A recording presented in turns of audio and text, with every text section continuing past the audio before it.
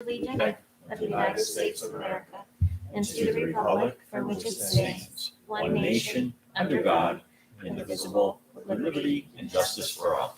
Do you have any revisions to the agenda? We do not. Summary of non-public actions from January 19th, 2022. Mr. Burke made a motion to approve the non-public minutes of January 5th, 2022. Mrs. Harrison seconded. The motion carried 5-0-0. First, we have a presentation this evening from Athletic Director Knight and I believe Catherine Carignan, Brooke Staunches, and Bria Stoll. Sorry, Bria. About the CAL Campbell Athletic Leaders. You guys can come on up.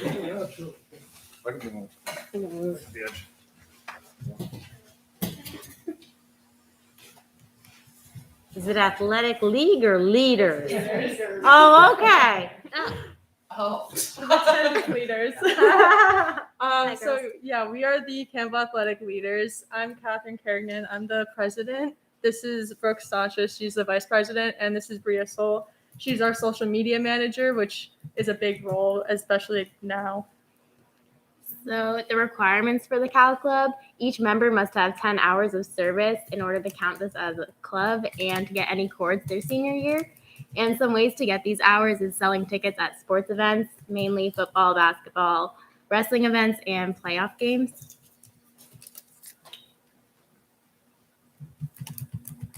But you can volunteer like for the other things that are in the rest of the presentation, right? Or is it just selling? It has to be. It's more than selling tickets, I assume. Yeah. Okay. Thank you. Some of our accomplishments. So my freshman year, Cal wasn't run by Mr. Knight. He was not here yet. It was our old athletic director, Mr. Mills. And we used to attend conferences at Mount Washington. And hopefully we can, it might be too late this year, but hopefully in our future years, we can start attending conferences again. I know it's hard with COVID and everything's up in the air, but hopefully that's what we definitely want to look into that. And last year we were able to host an equipment drive, and this was really good because some people, our town's big on sports, and all of our extra equipment that doesn't fit us anymore, like we don't need, can actually still have a purpose for someone else.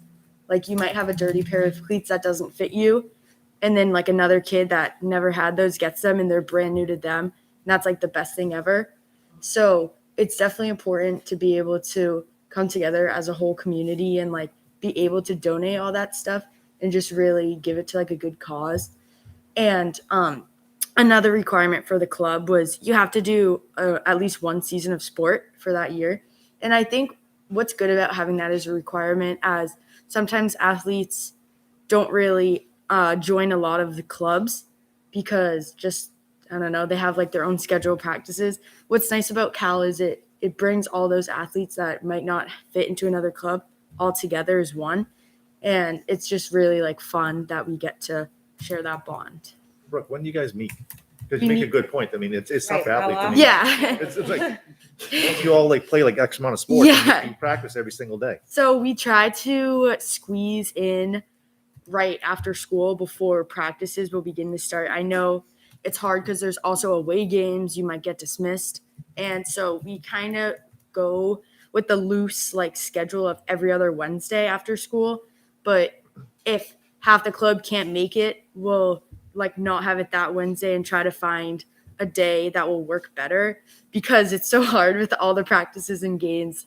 So yeah, it mostly lines up, which is good. So How many members are there? There's 31, right? Yeah. I think there's 31. Oh, that's a Yeah, big and amount. it doesn't look as if like we do as much as, let's say, like student council or things like that, because we all are really committed to our athletics and our teams we play for. And everybody who is in the club is also a leader on their team and like a good representative of that team. So we focus mostly on the athletics and then we bring our other qualities to this club. Yeah. Oh, and this is kind of our goals for like the rest of this year. So one idea we have and we're starting to plan is the Powder Puff tournament. And we were going to do it in the fall, but we wanted to plan it really well and make sure everything was going to go correctly. So we just wanted to push it off to the spring for this year and then hopefully after make it every fall season like other schools do it. So this would be half in school and half out of school, kind of like how the middle school does their dodgeball team or their dodgeball tournament, where they have the starting rounds after school one day, and the championship might be with our Spring Fest or might be at a pep rally type of thing. And so it would be girls from each grade would form a team. Mostly they would be girls who are athletes, but anyone is more than welcome to participate in it. And then the football team from this past year would coach and act as cheerleaders too. Hopefully we would get them to act as cheerleaders. And then our other goal for this year that we've been talking about is increasing support of mental health in athletes, because mental health in athletes is different than mental health in a regular student. It's just athletes have a lot on their plate, and it's also been known that people who are athletes tend to do better in schoolwork as well. So we were planning to meet with our school psychologist and to find ways to inform athletes and parents of like the issues that are found in athletes, that especially like parents wouldn't know about all these issues either. And then we also wanted to find ways to involve the coaches so they're aware of the issues and to find support processes too. And that is our slideshow. That's great.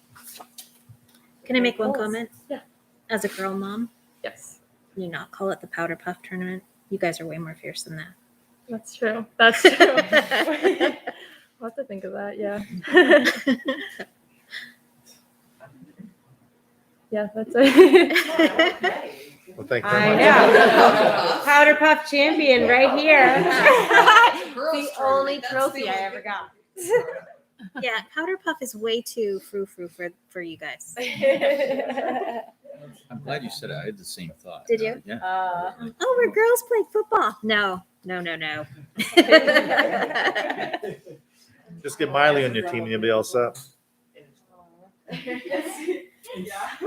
So not that they want to give you the bum rush or anything like that. They got but do have basketball. athletic competition. Oh, yeah, right. Too, so. Thank you guys. Thank you. Thank you. Girls.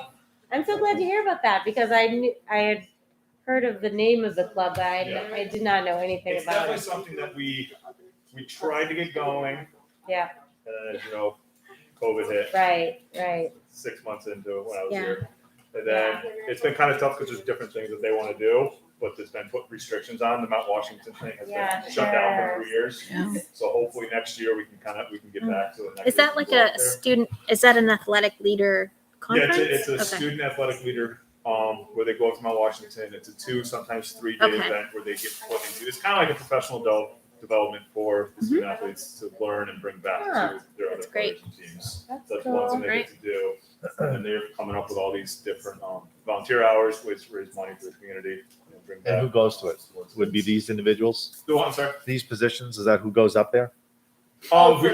We can bring. If I remember 2 years ago, I think it's up to 6. If I remember off the top of my head. So realistically, it would be either the 3, and then we could either nominate 3 others, based off of hours or what they're doing, how much they're committed to the program, what they've done. But realistically, you'd want to bring up the cost of this, so they have the opportunity. Are they intending to do the Wounded Warriors thing again, baseball capture or something? along those Yeah, I mean, that lines? was put on a year hold, so I'm hoping they can get back to that. Same thing. Yeah, and then they would take the lead on those OHT hats. Yeah. And bring that money for the Wounded Warrior project as well. So Life of the Athlete is the company that leads that conference up there. I was Yeah. wondering. Yeah, they're the ones that lead that up there. So hopefully we can. reach You're them. dismissed. You can go. Oh, I know you have places to Yeah. be. Take care. Before I was here. Because I was thinking the juniors now have only had one pep rally. They haven't even had a full normal year. Yeah. Because at least the sophomores had, or the seniors had one decent Yeah. year.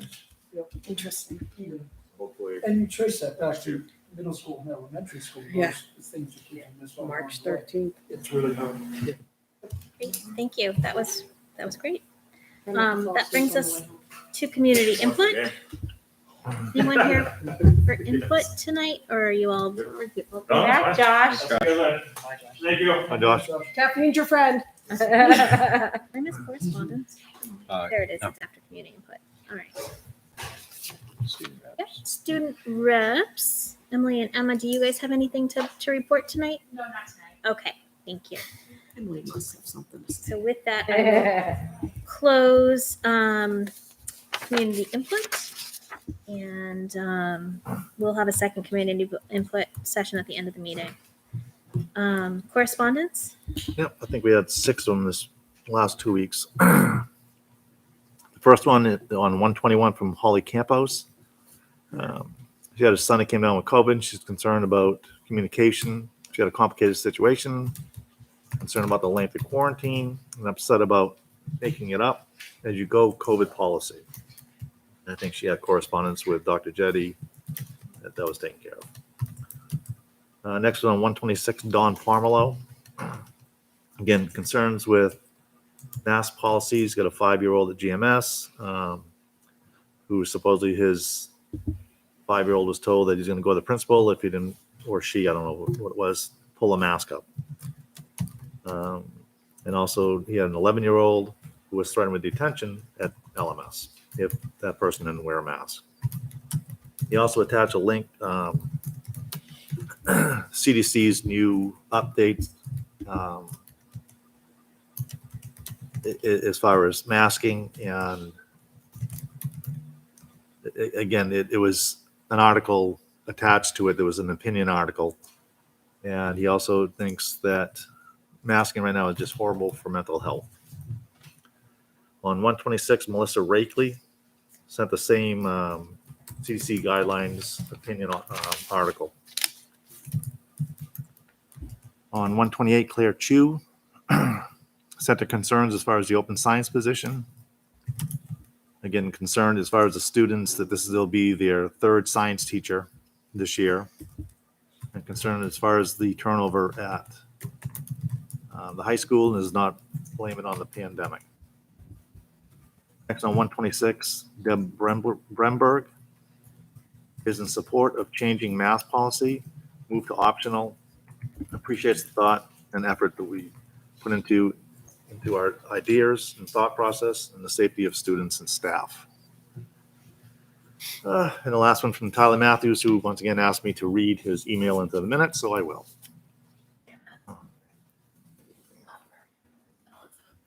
This is sent today. I find it ironic the high school signs read "Smile, it'll get better soon," or something to that effect.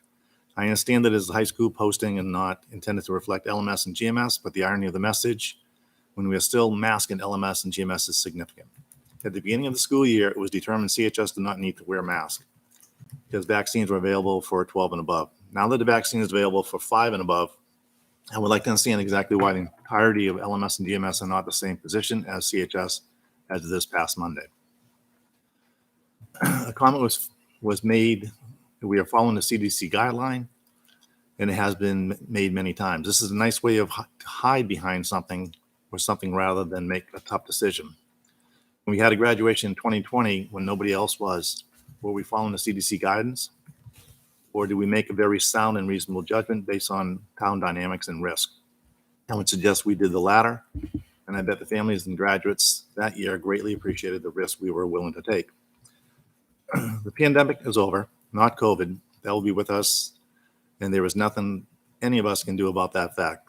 There will certainly be people who don't feel the prior sentence is appropriate, and that is fine, as it's a decision to live how they see fit. Those folks have an option. The option is wearing an N95 mask, as that creates a seal that actually blocks the virus, unlike most other masks people continue to wear.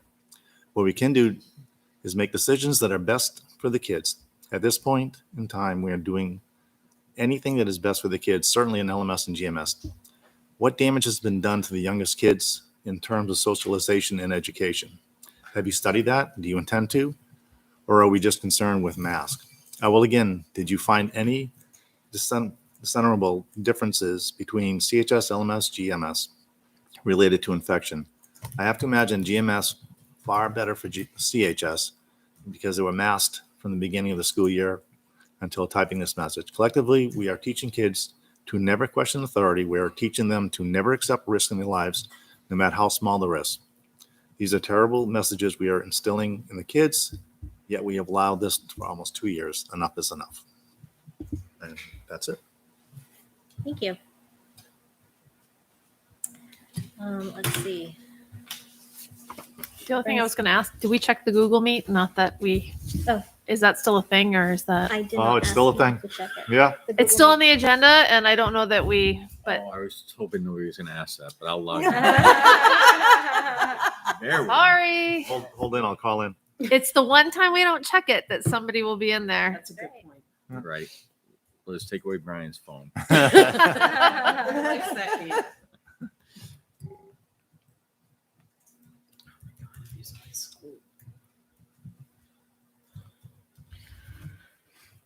One time I didn't actually log into it too.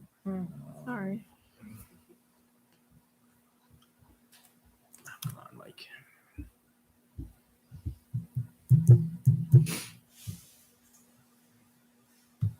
You- why don't we move on to school board comments? Do that, and then I Mike will is get this pulled up. logging in. Yep. Are there any school board comments? I have a comment. I agree with everything Tyler Matthews said.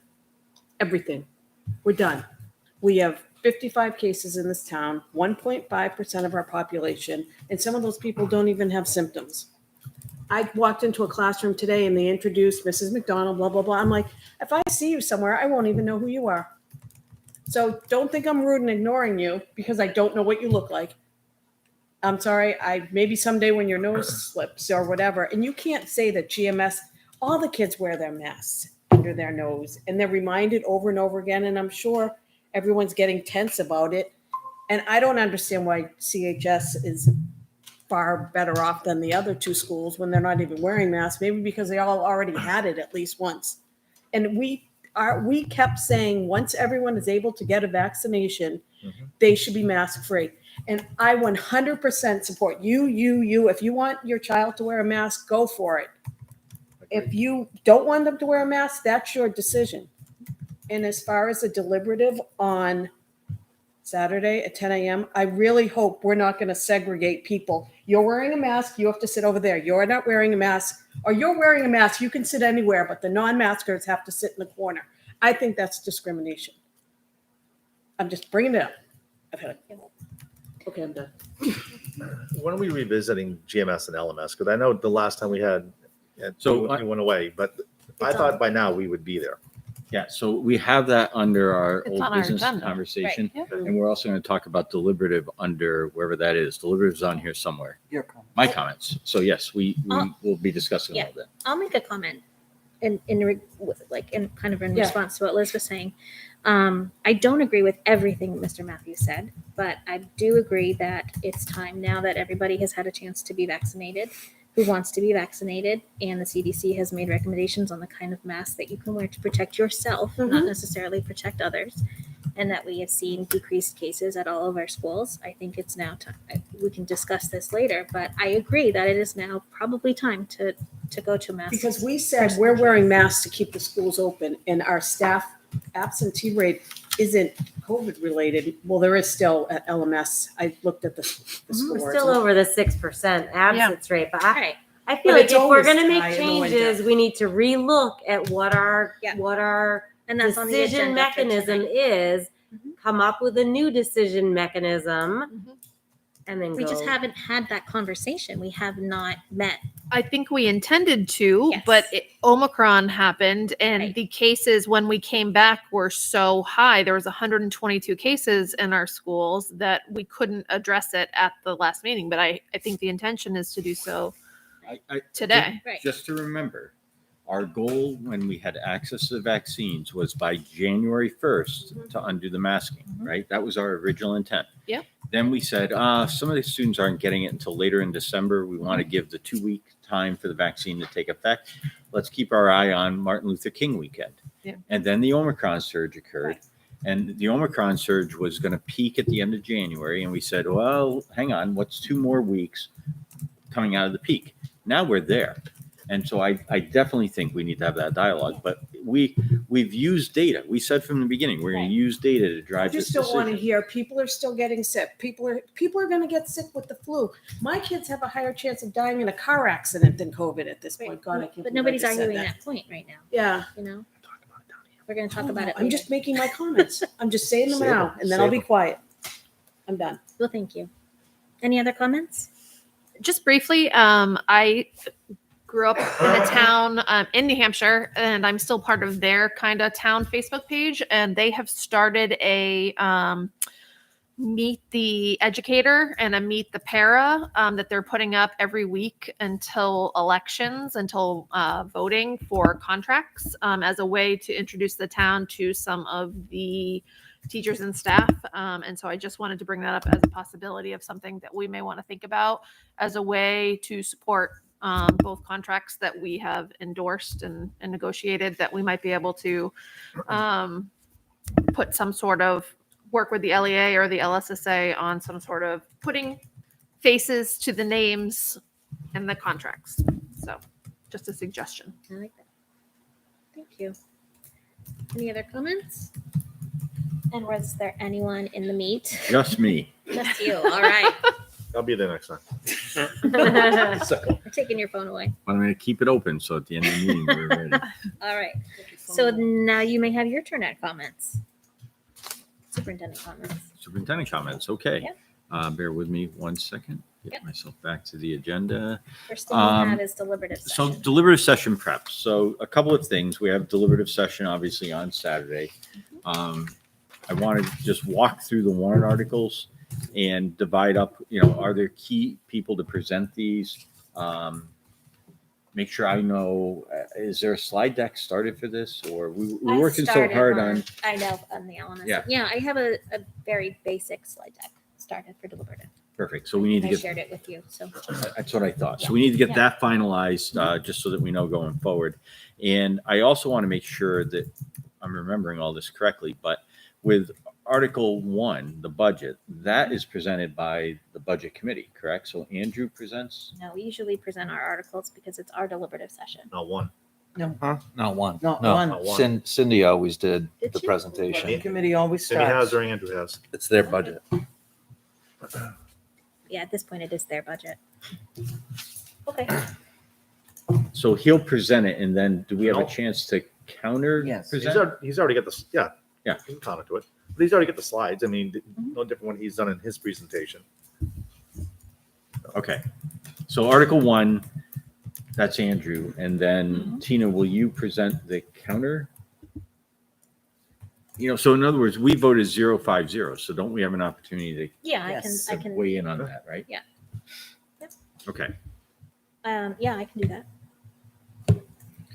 Article 2, which is the collective bargaining agreement article. Would you be willing to present that one? Sure. I think Well- you're closest to it. You and Brian are the closest to it, and I think that would be great. Again, we'll have one slide deck that has that in it. Yeah, And so, I'll share it with the full board so you can add slides and edit. Okay. Whatever you like. I'll Is that touch all right, base with Brian? you on talking points. What's that? I'll touch base with Mike Yeah. on talking points. Yeah. okay. Article 3, Liz or Tara, do you want to do? No, 3 should be hiding. That's a special right. meeting. 3 is Heidi. It goes right along with it anyway. Yeah. right, Is because that it's all the right? special meeting one. Right. Sorry about that. I jumped the gun. Article 4. And that one's real simple too. The reason we put it in is because now the law has changed Right. that we can't have a special election if needed. Correct. Liz I'll or do it if Tara? Liz doesn't want It doesn't matter. We can do it together. You can do it. Okay. You That would seem be like great. you'd have fun with that stuff. it. I'm sorry, so who's? Maybe both of us. Tara's That would be fun. That We can would wear be matching fun. outfits. And so 4 and 5 kind of go hand in hand, Yep. Tara? Yeah. All right. Oh, yeah. So then we come to Article 6 on the building project. I think you did a really good job presenting it last night. I would appreciate it if you would take that again. I can do it. Yeah. I just don't want to step on anybody's toes. Brian, would you like to do that? Step away. No, because I think it'll be the exact same presentation as it was last evening. And, like I said, just be prepared as far as for some of the answers from the Mhm. questions Question. Yeah. that were I think asked. if you have some more slides with information ready, so Yep. when they ask a question, you can Well, click on that. I And there were think, a couple I think the bullets. biggest one was like the breakdown of costs for Yeah. each section. That's what they're looking for. But I mean, that's a total project, but still, what's it costing, for each Each piece. element? so let me just put my. There were a couple of Screen back suggestions on. last night to add for bullet points. Mhm. You wrote them down. So remember this graphic right here.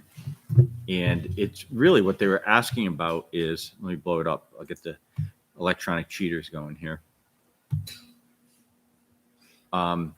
It's the green graph because the red one is if we don't do anything, we're going to spend $1.8 million on electricity. We're going to spend $1.5 million on repairs. That's just the immediate repairs. This is all at LMS, by the way, for everyone. Yeah. And you're going to spend $1.7 million buying oil. Did you That's just make this up no. today? I didn't see this last night. We had this at the last budget Budget committee hearing. meeting. Right. What I didn't do, Liz, this is where I goofed. I should have had these last night. And I just, I'm a visual learner. This is Right. awesome. Because I think that would have cleared a lot of. and I resented it after the fact. I'm like, darn it all, we had that. Right there. I think this is awesome. But that's So, okay. We'll know to have it Instead, for- we're saying we want to spend $5 million in the following ways. The same $5 million. 2.3 million on heating and ventilation, which ties fairly closely to the gentleman's comments, right? Because he said another school was about 2.3. And then it's 910,000 purchasing the solar array. That's our price after the federal credits go to the company.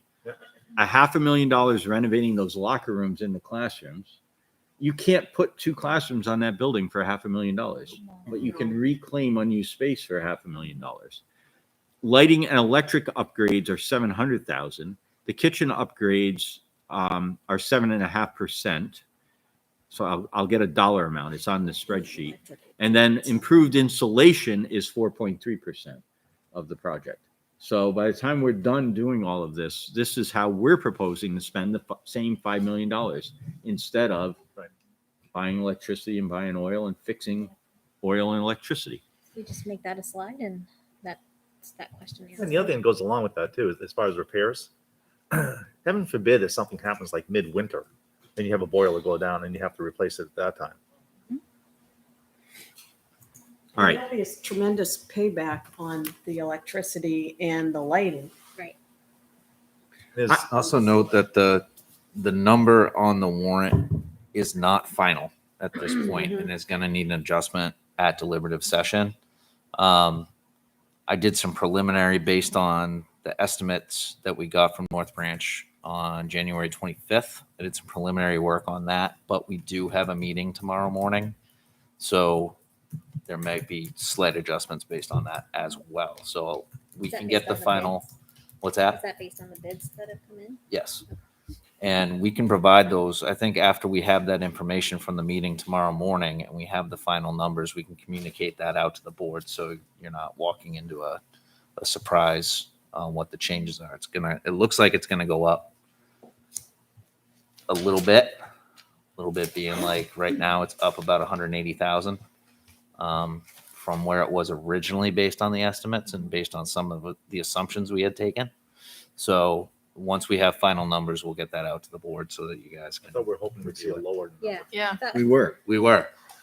Here's the key thing that's happened is that the bidders on it could not. There were people reluctant to bid on it based on the timeline that we had given of 5 months. They're like, based on what we have with labor shortages and equipment demands, we don't think we can meet your deadline. So Joe Campbell, who again is working for us, he's our construction manager. He said, what timeline could you work with? And he was consistently hearing an 8-month timeline. So he elongated it. He said, you either have to decide you're going to do this little bit this summer and then a little bit more the next summer, which didn't make any sense. And it almost makes the project infeasible when we have to get rid of the boilers. We have to get rid of oil. So you have to figure out a way to do all that in one shot, not over two years, right? Otherwise, you don't get the oil savings to help pay for it. So, so he basically said, we'll elongate it a little bit. That resulted in the prices not bidding exactly as originally predicted. So it did go up slightly. So I think Article 6, which right now is at 5,066,140, is going to be closer to 5.25. It's going to go up a little bit. You're not going to have a major impact on the tax rate. You're not going to have a major shift in the way it plays out.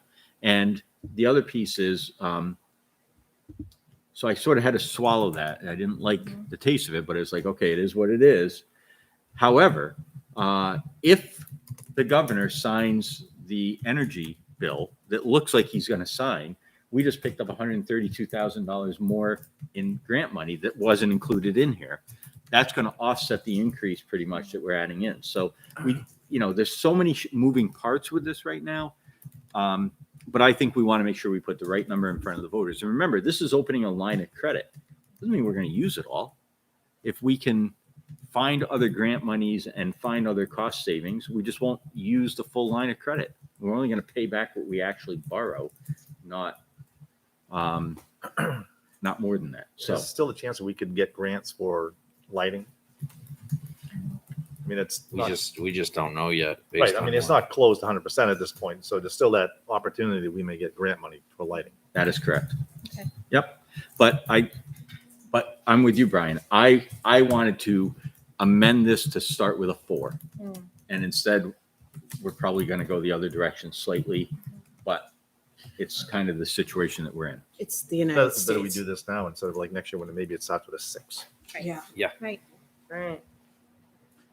All right. So that's all set. You're okay doing that. Yep. Okay. Article 7 is to put more money toward the GMS project. Who would like to do that? I can do that. Unless someone else would like to.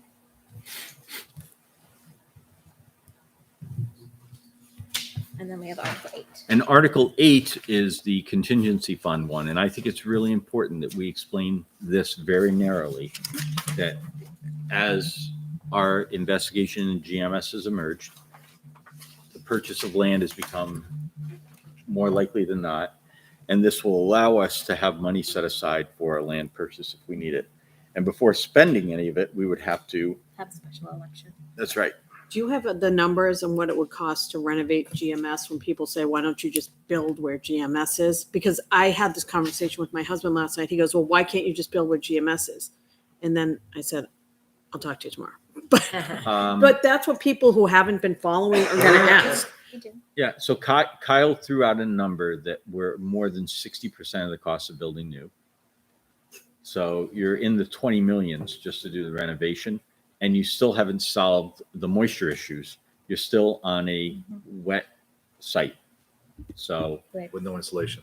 And accessibility issues. Oh, and absolutely. 3A and Close to the bus road. Yeah. School was great when there was like 200 people who lived here. Okay. So who's taking 8? Who's presenting Well, it? I can do 8 too. I just want to work with you on Yeah. how we present that. Yep. Yeah. All right. So Tina, Heidi, Tara, Mike, Tina. Got it. Do you? Because I don't. Easy peasy. Right. All right. Great. Um, Enrollment. Yep. So next up is enrollment for January 22. And let me get it open here. Blow it up. So you can see that Griffin has gained 2 students. It looks like one came into 2nd grade and one came into 1st grade during the month of January. So they're now at 457. At the middle school, they've actually lost 3 students. It looks like 1 out of 6th grade, 1 out of 7th grade, and 1 out of 8th grade. And at the high school, they've lost 1 student. So they are at 4 1/4. And it looks like it was a 9th grader who has unenrolled.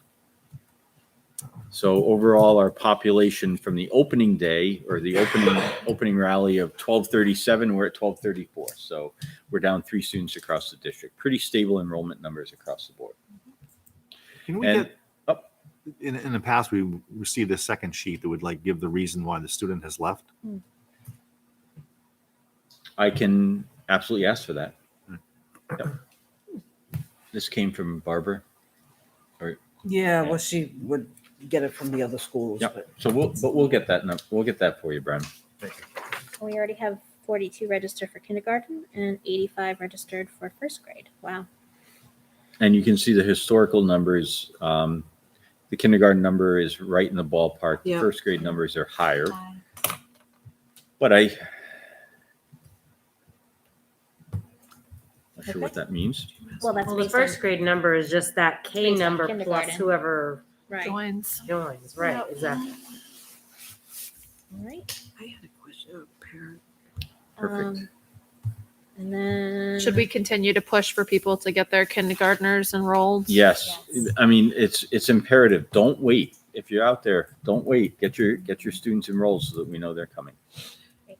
The last thing I wanted to raise with the board, if you open up the calendar, we made a little bit of a miscalculation because when February vacation occurs in March, you forget that the first school board meeting is March. I lost track of the date. Second. March 2nd, Second. Yeah. and everybody's on vacation. So the first thing I wanted to do is ask board members, is that going to be a challenging date for a board meeting? No. I'm away. Come on, I already changed my airline tickets. Around March 2nd? No, if we switch the 16th. No, hang okay. on. No, we're not Let's gonna just, switch. let's deal with, we're leaving March 16th alone, but March 2nd, who can't be here for that? Brian, Tina, Heidi. So we cannot have a board meeting with two people in the room. So I have a couple of proposals for you. One is that we actually have one additional meeting in February, and we make it February 23rd. So we would meet the 16th and then meet the 23rd. The agenda for the 23rd, I would propose that we have teacher nominations because we want to get those done.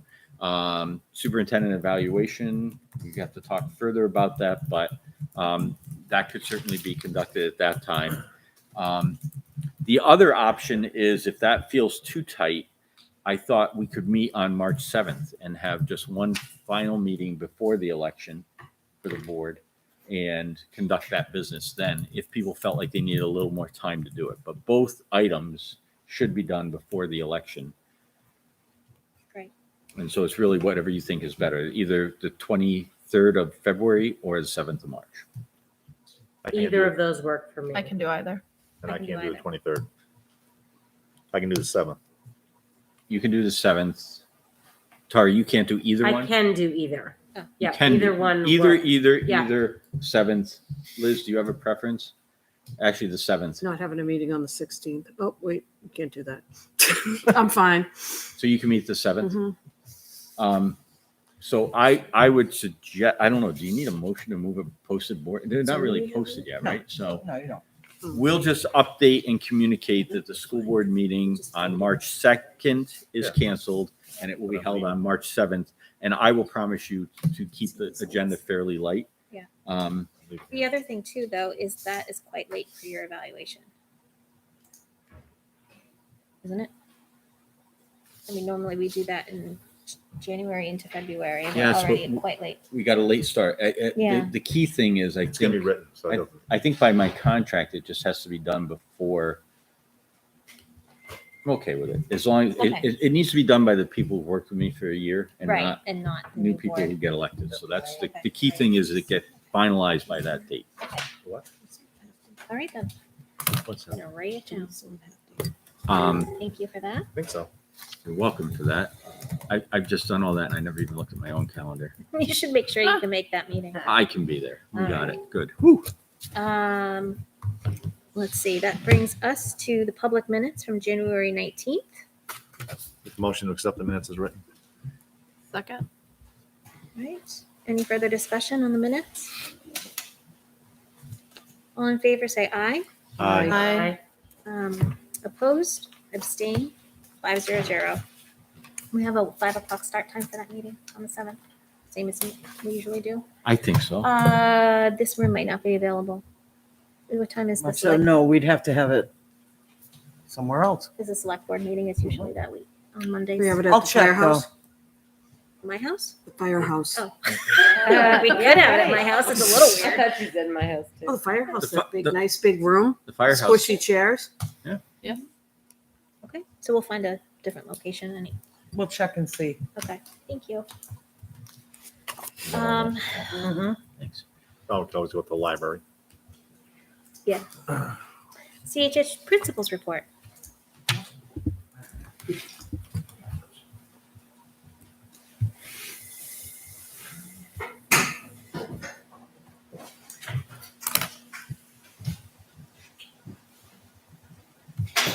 Hello.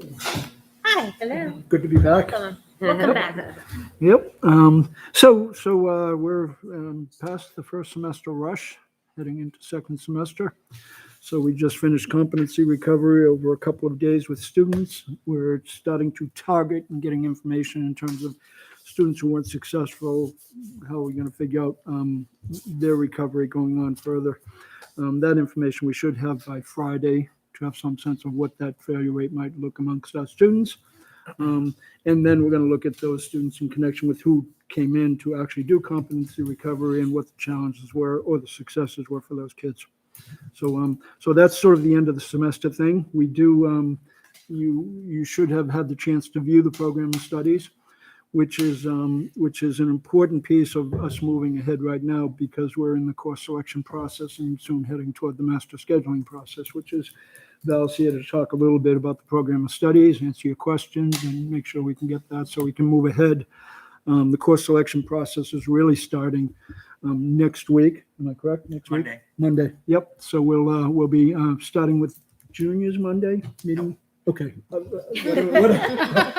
Rather than me speak, I'll let Val talk. So we will be meeting with our juniors individually because we talk about the college piece at that point too, and there's just a lot to cover. So it's easier to target them individually and figure out what they're doing. And then Monday we go in for sophomores. We're going into world studies classes. And then the following Monday, the 14th, right?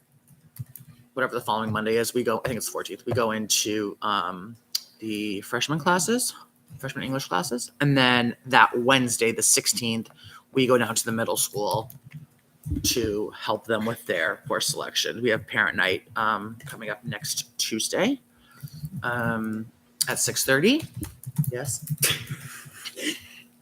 Can you send out an email to tell parents? Because I saw it in one of the newsletters that this is coming up. Yeah. Because I think more communication is better than no.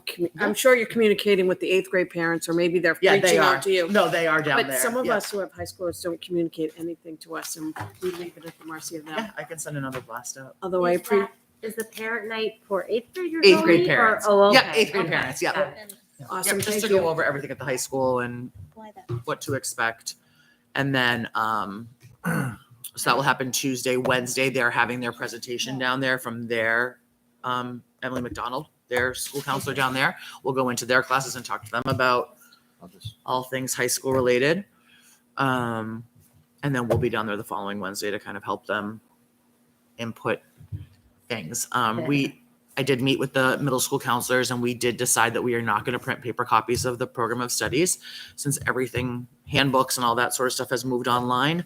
And it's a fluid document that changes every single year. So we're going to post it on the website. I'm going to give them little snippets of things that they need in like a little packet so they have a visual on parent night. And then for the 8th graders to have some sort of hard copy, I talked Bill into letting me not print them.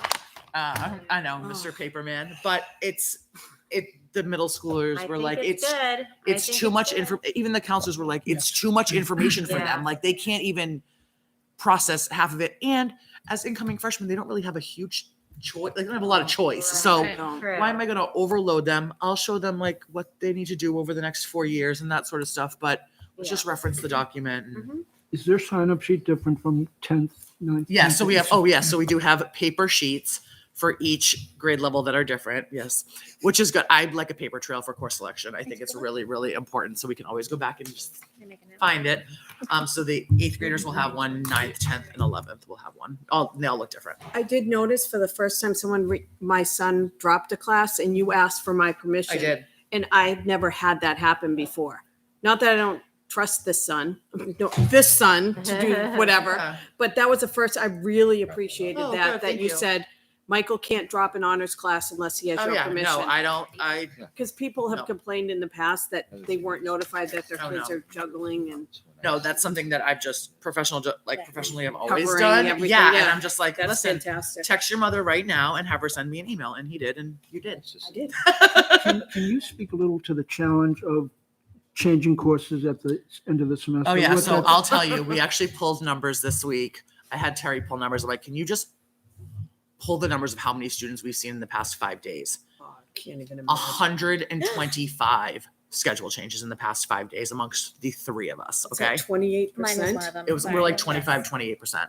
I'm like, Wow. okay, so that's just schedule changes. That doesn't include students who are struggling with mental health, students who just Right. want to come say, hey, students who need something. Like, Right. I mean, we're buzzing up there. And the reason I asked that question is it tells us how important it is making the right Yeah, decisions. It is. Yeah. Because the scramble afterwards is trying to find an appropriate course that a student is interested in That's running. and thinks might excite them. And then we understand the kind of, I want to go in a different direction. Yep, But I it's totally really, get it. it's really hard midstream. It's really difficult, and especially where now we have year-long courses, so that makes it extra tricky. And we've been nonstop the past the 5 days from the close to the start. And thank God we only give them 5 days because I can't imagine. Did you say 125 students? Yeah. Okay. Yeah, we kept track. We had them sign in. Terry did an awesome job. Thank you, Terry, if you're watching. Of really like keeping track, adding them into our calendars, lickety split fast, and some were able to be changed. Some were, I would say, the majority of them were really valid things, right? There's always the ones that you get. There's like, I don't know anyone. And I'm like, well, make time to make new friends. Let's make some new friends here. But some of them were just really tricky because there weren't classes available. They should go here.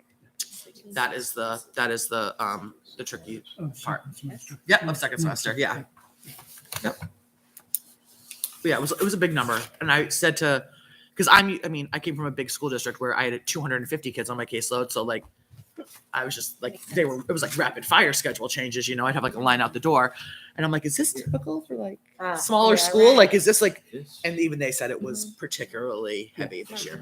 Yeah. So just interesting. Well, some of them like to play around with the early release and all Yeah, that and other I stuff. don't. Yeah. Yeah, they like to play around that way. Like I don't. So I'm like, yeah, sorry. And If it doesn't work, it doesn't There's work. nothing I can do. If it doesn't work, it doesn't work. Like the schedule is the schedule, right? So if it doesn't, I'm not going to move a full year class for you, so you can get early leave it. release. Like no.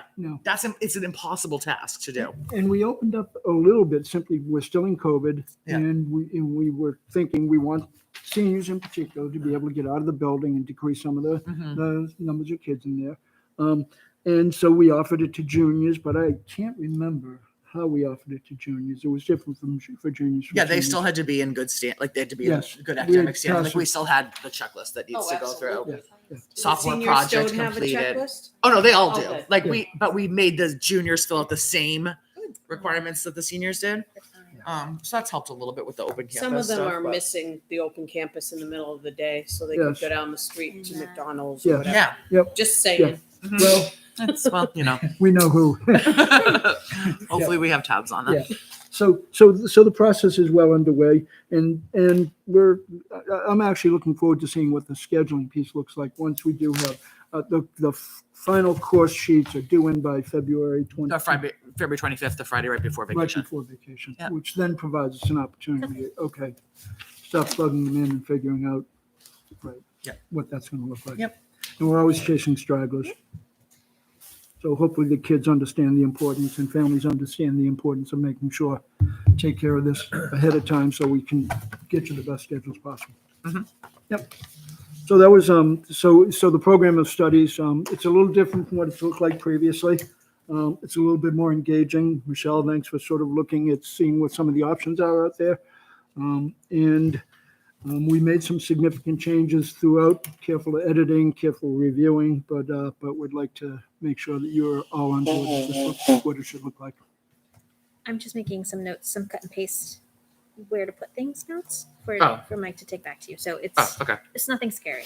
Great. You did a great job. I owe a lot of it to Michelle because Yeah, She- thank you, Michelle. did a lot of work on it, and it looks beautiful. I think. I It mean, does look good. It does. it. Yeah. I think it's just engaging. Flows a lot better. It flows a lot better. It does. Like it's just. It makes sense. I think. Going forward, you'll be able to, it'll be easy to edit. It'll be easy to edit now. Like looking at last year, like and the amount, like as you saw by the summary change sheet, like we did a lot. There was a lot of stuff. And that doesn't even include just like the grammatical errors, like little things like that, like Yeah. things like that. We didn't include all those for y'all to But figure thanks out. for fixing them. Yeah, no, they were fit. Yeah. We updated the CTE. We updated the CTE. The CTE courses were just called wrong things. And then finally I'm like, reached out to Alvin Pinkerton. I'm like, I just need you to send me exactly the wording. And they did, and it was great. So I think it just makes things a lot clearer. Great.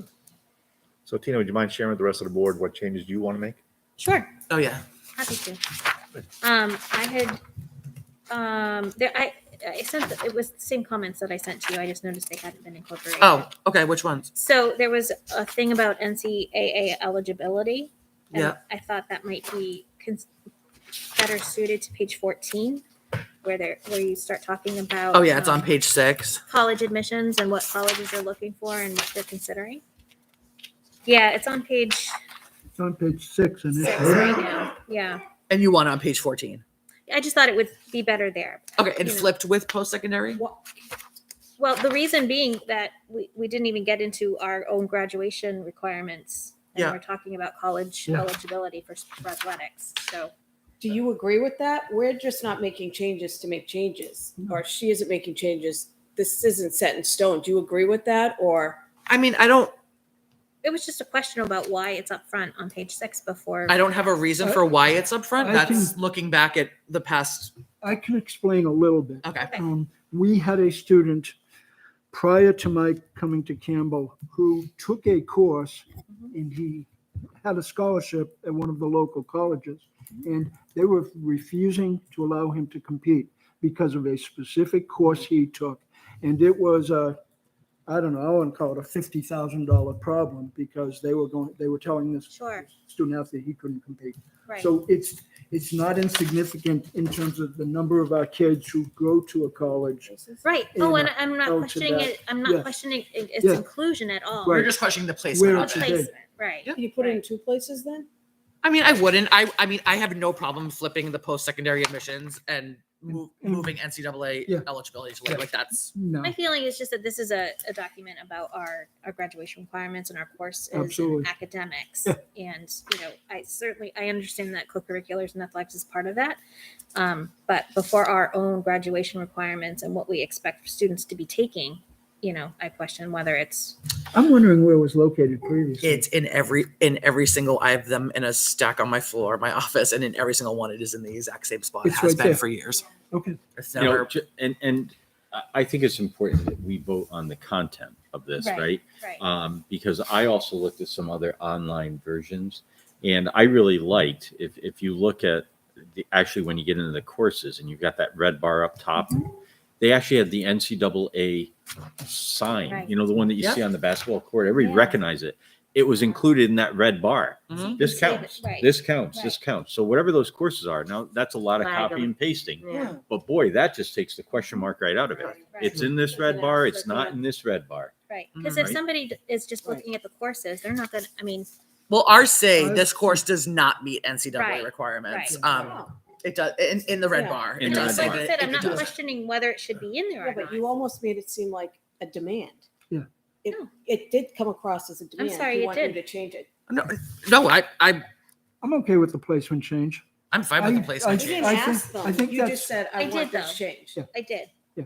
When we were giving it to them. When It was we a had it was a before. comment Yeah, on it your was one on of the my side of your questions, thing. Yep. right. Yeah. And I don't disagree. Yeah, think I'm fine. I It mean, belongs it's- here. It's just a matter of Where? where we Where? put I it. totally Yeah. get it. Yeah, It's- that's that's all an- I'm saying. So will it go before post-secondary admissions? we could talk tomorrow. I think we can place it. Yeah, And I mean, I don't mean think to- I don't want to pick it apart in the 11th. no, and hour, maybe but it goes. I don't know. We can figure out where I just where thought like we had a, talked to, a natural place to put Okay, it is. all Yeah, right. I mean, let's just chat tomorrow. All But right. yeah, that's fine. Sorry, it wasn't No flipped. problem. It wasn't intentional for me to not flip it. So, No, I know. did you have any other?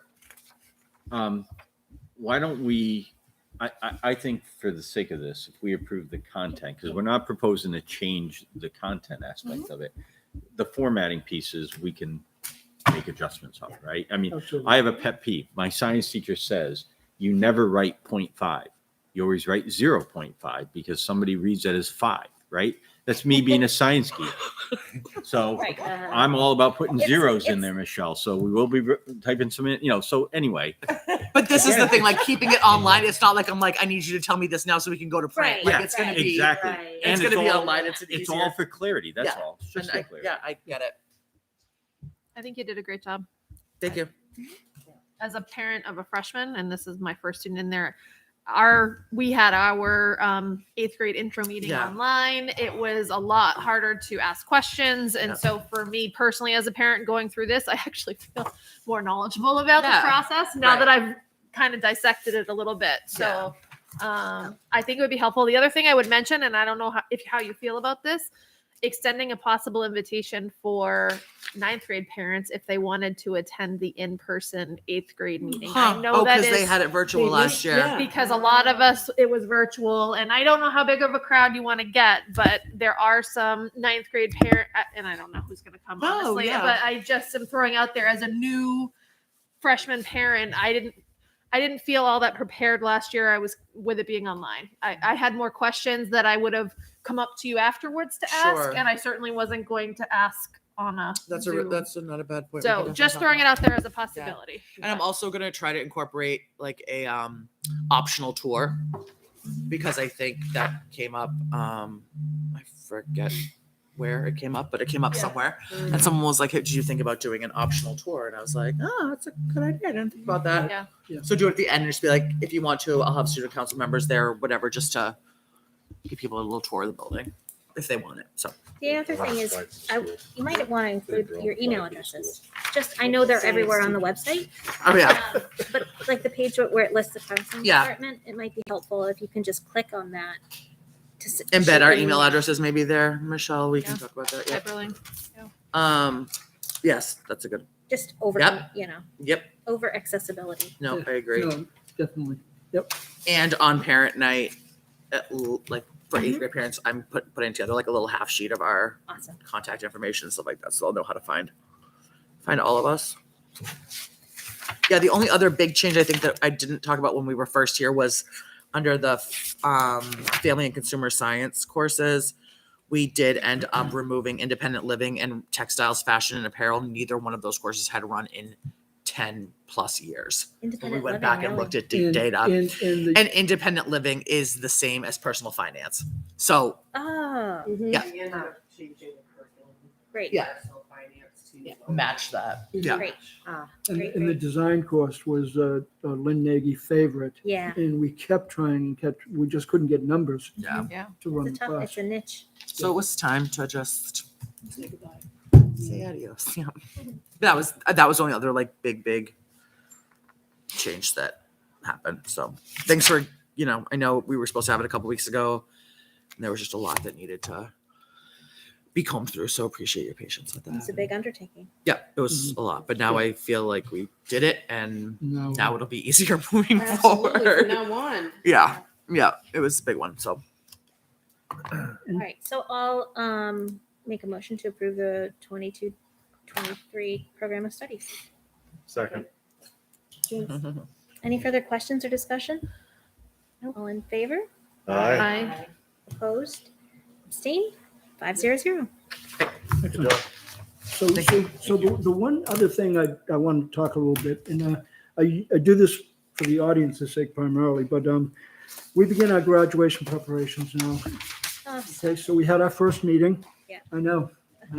So it goes by in a blink when we talk about the next 5 months. It just is so rapid. So we've begun sending out communications to the senior parents. We've embedded messages within our weekly update. And I just want you to have a sense, this is kind of the 25,000 foot view, but it's the view that in 2 months' time is going to be right ground level as we start thinking about all the different things that go along. So we're still in a COVID world. My hope is, though, we can do things differently outside. The things we know are different from the things we've known the last couple of years. But an interesting piece for us is I have a brand new administrative assistant who coordinates graduation, who has never done anything like that before. Yeah. Now she's working with a great committee and lots of experienced people. But Amanda has caught on real quickly and is really doing a good job in a lot of different ways absolutely. So, so there's that, and then we also have Karen, who's come up from the elementary school, and she's sort of running the ropes. So having said that, It graduation. brings some new ideas too. There's Fresh- that piece, yeah. fresh There's, perspective. Oh, you just, that's, we're in a taboo. good spot. We're in a good spot. can't change things. Well, okay. And that is part of, we have a great graduation exercise. There's So, no question about I the actually commencement. talked about graduation today because people, don't hate me, are complaining about snow days and not having snow days and remote days. Like Tara might have someone coming in from Colorado. If we have 3 snow days, your parents are going to have to buy different tickets because it's going to be pushed to the next weekend. It's not And that we don't that's- like seeing kids no. playing in the snow. It's just, Our schedule's so yeah, tight as because it is. we wait till the last minute. And I mean, I'm lucky my parents are around, but there are a lot of people whose parents have to. Yes. But that's always the push. Yeah, And we're so dependent on getting through February and March, yeah. unfortunately, in New England. That's why You we're know, doing the remote But it's, days. and I get Yeah. that piece of it, and I've had, 7 parents every year who are come and want to know in January and Yeah. February. And we really, I mean, ultimately graduation comes through this board Mhm. and making It's- sure that we keep people safe at the same time. But it's really easy. We can set graduation now for the 180th day. And then if you have 5 weather day things, We do remote. you just absorb those, right? So that's easy. So the It's second the week. trying to hit the 175th day, which is the senior graduation requirement. That's the one that gets tricky because you set it too early and it causes that disruption because you can't go less than 175. Right. So, You just have to wait to get to March. but why don't we do this? We'll come back on February 19th with what we think is a reasonable proposal. And at least begin that dialogue. And For what, graduation day? Yeah. I thought we already had it established. It is It is. June 10th. it's already on the calendar for Yeah. June 10th? Well, tentative. Tentative. Oh, it's tentative. tentative. Yeah, so it has not been set. It's No. tentative. Right, but with remote days, we got 5 remote days and you can do 4 other days. That's 9. And we're not going to go through 9 days of inclement weather. They're not going to school. Let me go back and take a look at it, Brian, because I think I think June 10th tentative means there are no snow days. Right. Every day is a remote day. Yes. But the parents are also clamoring for Uh, snow days. So let me count and make sure that we've got it I'm right. not sure of that. Yeah. I mean, just to give some of these parents. a I heads thought it was up. already established. Yeah. No. So, putting that aside, we're looking at award ceremonies, wanting to do those again. Your senior scholars and I like those remote, I'm not gonna lie. okay. I did. Uh, I did. I want Yeah. our kids, that's the biggest challenge in so many ways is they haven't had a normal school experience. Yeah, And but so- no, it's the same 10 kids getting all the scholarships. Well, And okay. and you make all 100 kids sit through Well, the thing. that's, Well, there's conversations happening about, Yes, we're about- chatting Yeah. about scholarship senior night, a night senior being- night, and then a scholarship night. That would be awesome. Yeah. yes, yes. So separating them Because out. it, not that I want to make anyone, I'm soft. It hurts my heart to see kids that will never be an A student having to sit through the same 5 people getting all of the scholarships. Yep. yeah, Absolutely. we've talked about Yeah. maybe We've separating talked- them out this year. That's a I'm on conversation. fire that's- today, Bill. Well, you bring new people on and you're willing to kind of tackle the status quo a little bit, Awesome. and COVID is providing us some opportunities to rethink some things. Yep. So, we're, dealing with photographer, we're dealing with sound, we don't have to pay for, a company to come in and do our sound because we have the press box and that system. We've got chairs ordered. We're looking, do we get a bagpiper going away from traditional because Steve is no longer in the Right. You town? can and get a so- CD and We could do No, it. it's We could not do the it same. Gotta be a and have Not great the same. sound, but it's nice to see the guys marching. But we're also going to use that for LMS graduation. Are they Well, going to do that So again? that's the coordination there is LMS's promotion ceremony. Did that work out last they- year? Worked Yeah. out beautiful. Yep, worked Yeah. great. Worked out What we great. are not going to do is be in the LMS gym. Oh, All right, then No. they're done And you don't have the parking in LMS. You Right. just Right. can't do it. Right. So it's, it's a sweatshop. And that was great. They set up the field, Mhm. the stage was set up, That's awesome. you just People brought their own bring your own chairs, chairs right? for the middle LMS. school because Yeah. you don't want to rent your chairs for another week. It's pretty pricey when you look at our budget. So I have that on our list, contact LMS about the promotion ceremony. Awesome. So we do make sure we do that. There's getting the program together. We start thinking about that now because that's a timely thing at the end where you have to have the names and knowing those students. There's also about 8 days before graduation, we want to know who's graduating, because every year there's a point where we have 1 or 2 or 3 students who need to do some form of recovery, and we're not sending blank diplomas out to students. They're going with the in hand, here's your diploma. So all of those things, we're just in the process of that. And the graduation committee is excited about Kim Barnett, the senior class advisor. She's working hard to provide the senior activities, thinking about the end of this. And again, trying to normalize some of the things that our kids should be expecting as part of their culmination at the school. So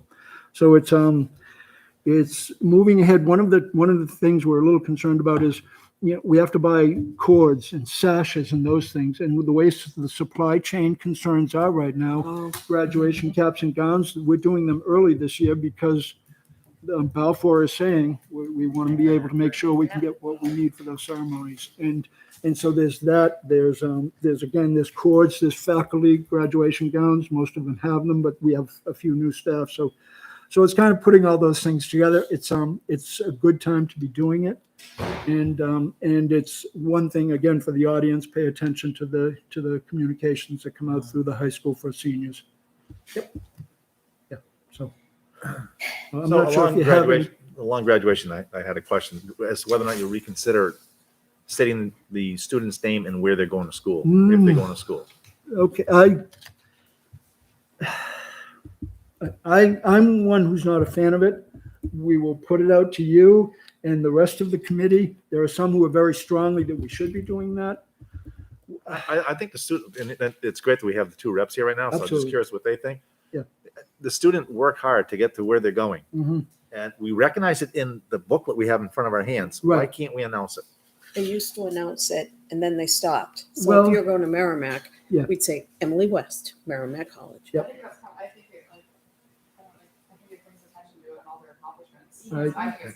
I don't disagree with that. One of the challenges of doing that is cynicism in the audiences who say, yeah, right, she's supposed to be going to the workforce, because you announce workforce. You don't I think necessarily I think announce. I don't that's like the that piece of word. it that we need to change. What's that? I feel like every senior has or should have a plan Yeah. at graduation. Absolutely. And instead of saying workforce, you Don't know, say you anything. say Career. say the field that they're going into. Oh, that Or- would work. Mhm. Because workforce reminds me of workforce housing. That's- Row that's housing. me. I think that's actually a good idea. And that way, you know, Okay. it's a field of study. Pursuing. Right. When I graduated, we announced the college and the area of study if they had one. If they didn't have one, it was just left off. But I think, you know, by senior year, most kids know what they're at least interested in. Mhm. And I think if we were to say that instead of just kind of the other category, Mhm. it personalizes it a little bit more, and it, you know, it validates everybody's plans post graduation. I actually like that.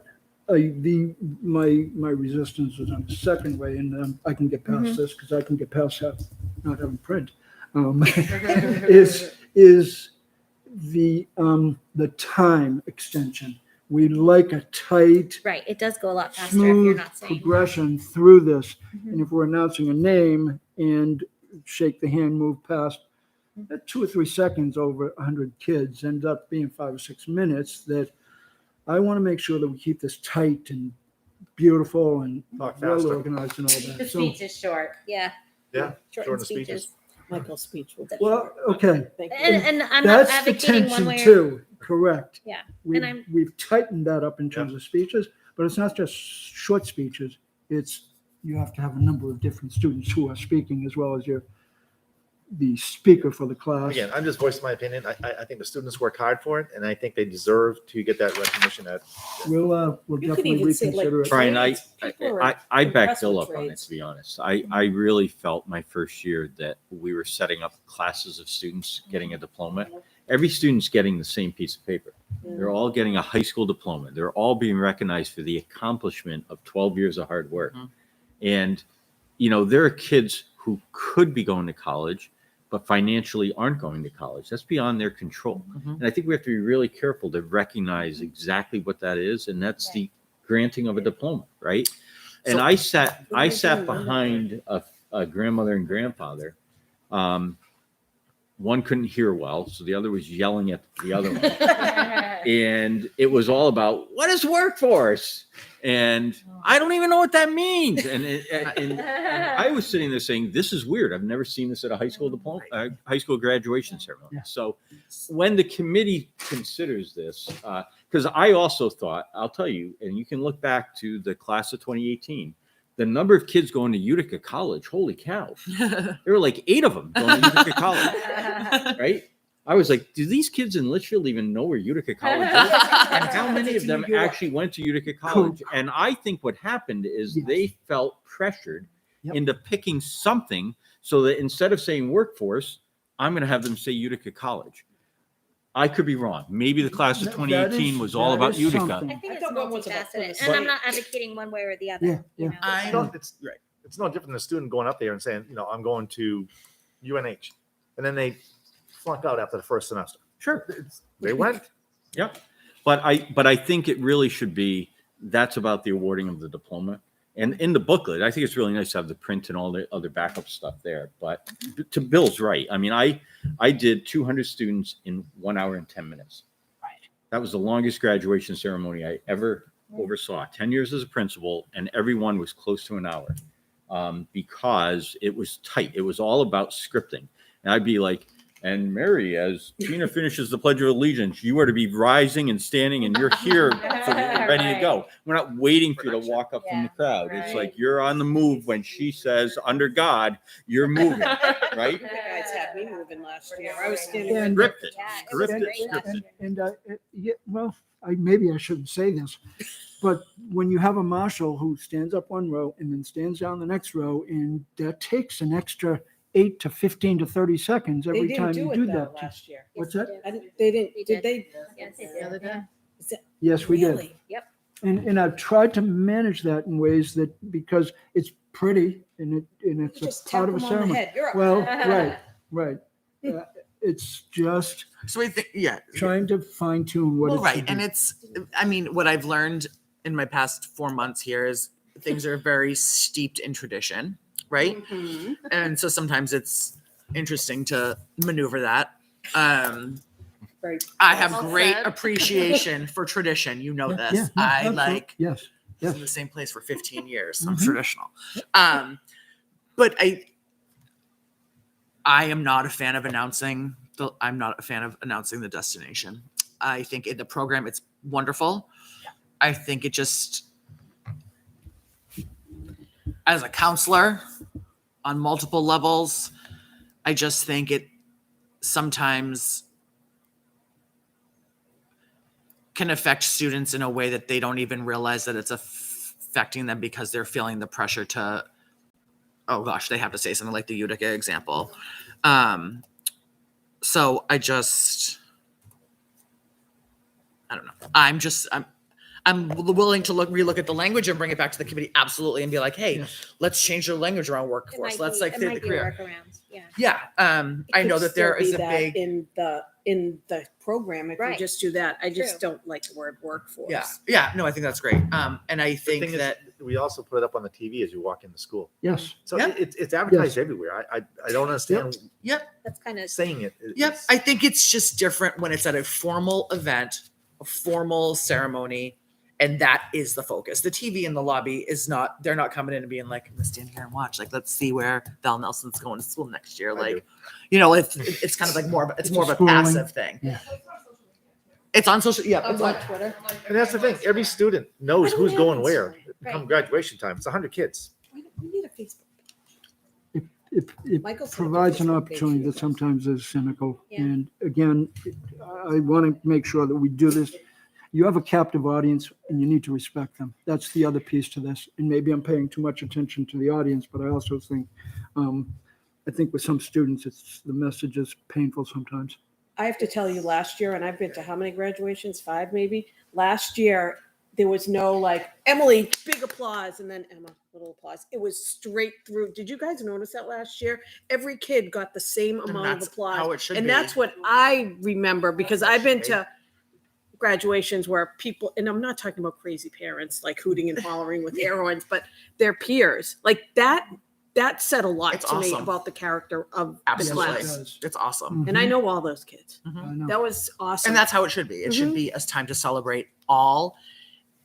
And I think that there's a chance that by announcing it, we could it could cause it could be isolating. Thank you, Mary. That's the word. And one of my favorite parts about graduation are the signs that the faux pas and PTO and boosters.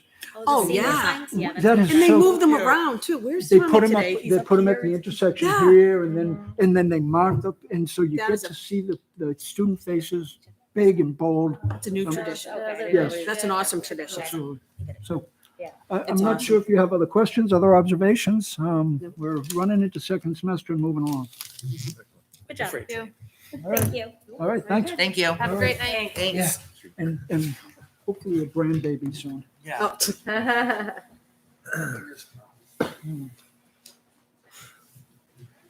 Thanks, Emma and Emily. Thank you. Bye, girls.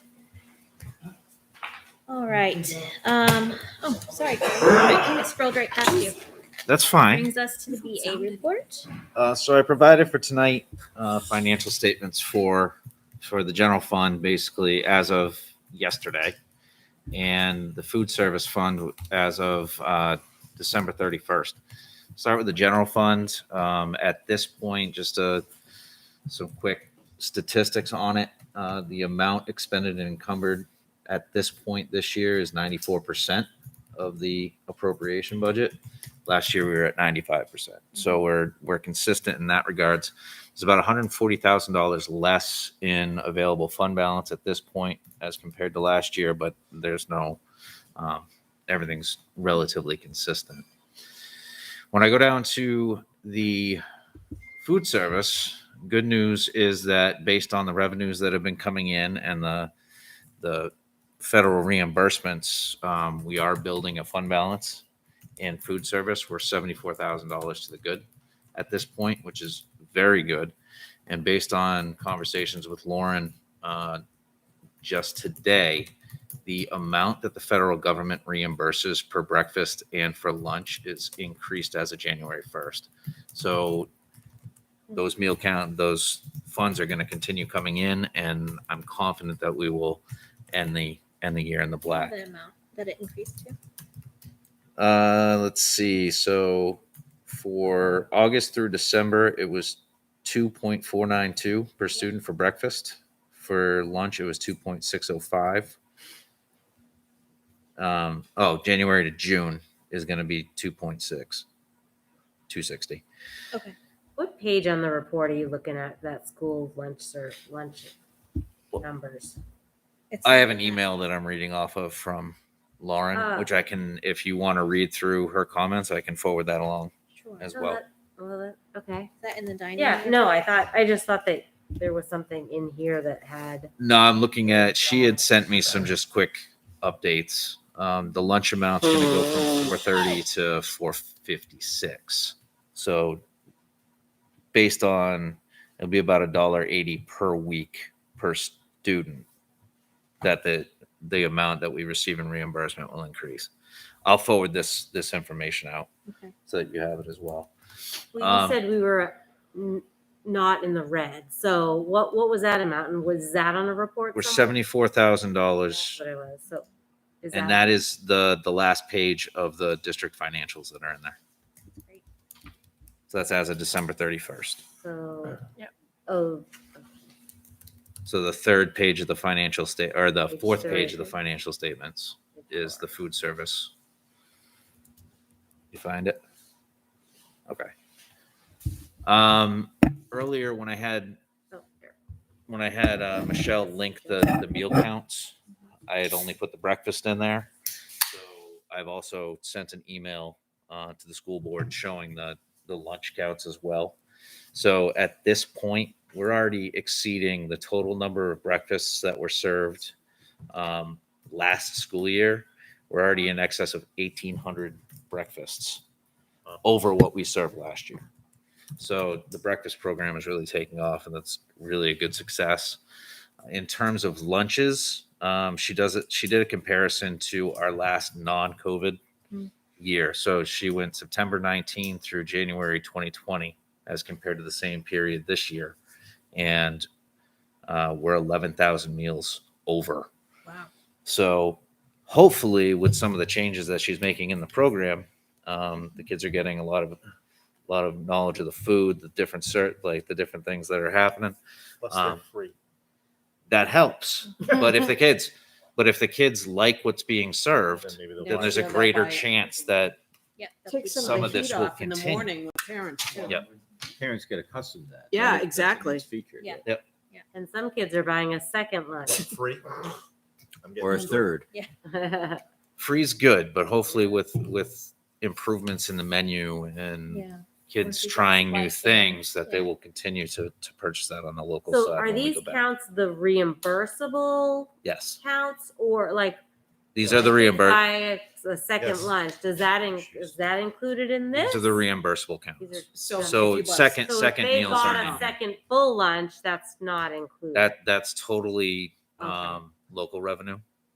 Okay, got it. That's And not money in your reimbursed. pocket. So this is I the know, trust me. reimbursable meals. So when your kids go through for the third lunch, it's all money. Five I know, it's all profit. chicken patties. Yeah, thank you. Boy, Thank you, Hirschbergers. I know, right?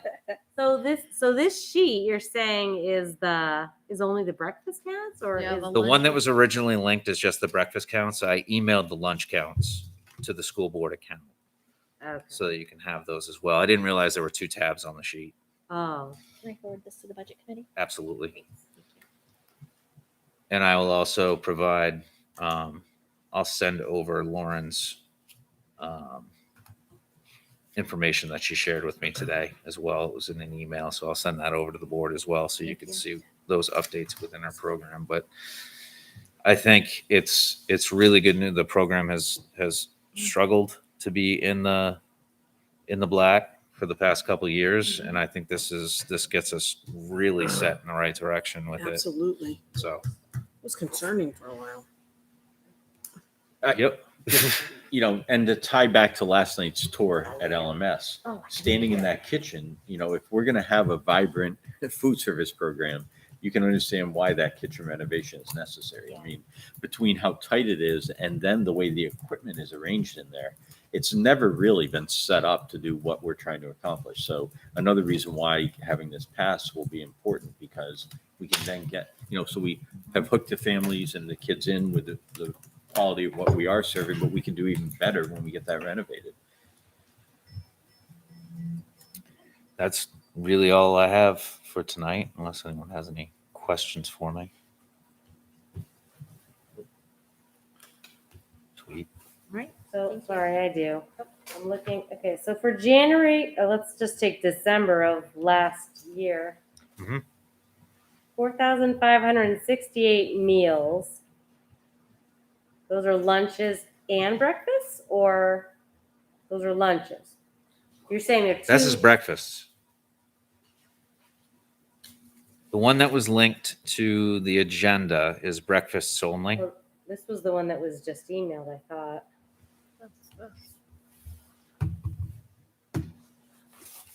So December was Oh, 9,954.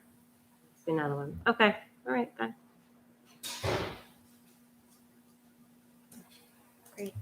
Okay. That's not the budget. Anything else for Corey? All right, with that, thank you. Oh, there it is. Okay. Brings us to committee reports. Did we have any committee meetings? We had, I met with facilities, but that was not an official facilities meeting. It was more prepping for the LMS presentation, I believe, right, Brian? Unless I'm forgetting something. Yep. Nope. Budget committee hasn't met since the budget hearing. Grading reporting committee. Did you have anything to report? I think so in the last 2 weeks. No. Okay. Perk. We'll ask Liz when she gets back. Wellness. It's going to be rescheduled, and we don't have a new date yet. Okay. And the Actually, town emailed capital Lauren, improvement. This coming Monday. Oh, great.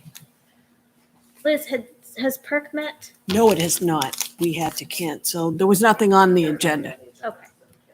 Thank you. Oh, just so the board knows, I did schedule a potential meeting for after deliberative in case Yes, something gets revoted and you want to vote. I just wanted to Okay. mention that. thank you. Right. Okay, and we got notice from the town that they would like to start their deliberative at noon. Yeah, that's all been posted in the legal Yeah, notice. I just want to make sure we have enough time to, conduct They our have to business. post a time certain to begin. okay. They didn't want to post at 1:00 and have us be done at 10:30. Oh, I So see. they posted at noon. Yeah. Okay. If we go till 1:00, Mhm. they'll start when we're done. Okay, Just to be clear. And they knew that. We Mhm. made that clear to them that we Mhm. will go as long as we need Okay. to. Yep. But by posting theirs starting at 12, if it starts at 1, Mhm. it's okay. Yeah. But if they can't Start early. start early. Start That's early. the oh, bottom I line. see, I Yeah. see, okay. Another quick thing is, so just the question of masks, because this came up, so I just want to make sure we address it. So basically, and Liz, this is important, in the bleachers, Mhm. there's going to be a section labeled masks required, and then there'll be a section that's labeled masks optional. So in other words, you can wear a mask there, or you cannot wear a mask there. It's up to you whether you That's wear a better mask. than saying mass people over here and not Exactly. saying anything about every. We don't want to segregate, but there are people who want to wear a mask and only want to be near people with a mask. So we said, Correct. okay, here's a mask required part, and we're dividing the bleachers in half. It'll be mask required and mask But it's in optional, the gym. and then people can sit wherever they Interesting. want, right? Awesome. So we thought that was a better compromise to the question. I agree. I agree. I think with Thank a you. handful of people that show up, there would be plenty of space. Well, you're probably right, Brian, but it's There's a it's lot still- on this. People have a lot. A lot of questions. But they also can watch it from home. True. Okay, They won't see me in person. old business, that brings us to the coronavirus current situation update. So let's click into the numbers here, and I'll turn my screen back on up there. Sorry.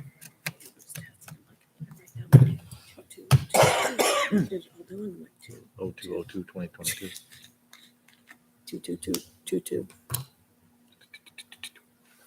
Actually, since this is really February 2nd, there's not a lot on that sheet. Let me just start with the January numbers, and I'll try to hover on the summary sheet. So you can see that we really, in terms of our masking status, we remained in required throughout much of January. And we only switched to a projection of targeted at the high school for this week, right? So that was when we saw the data that said, you know what, it's time to go back to targeted.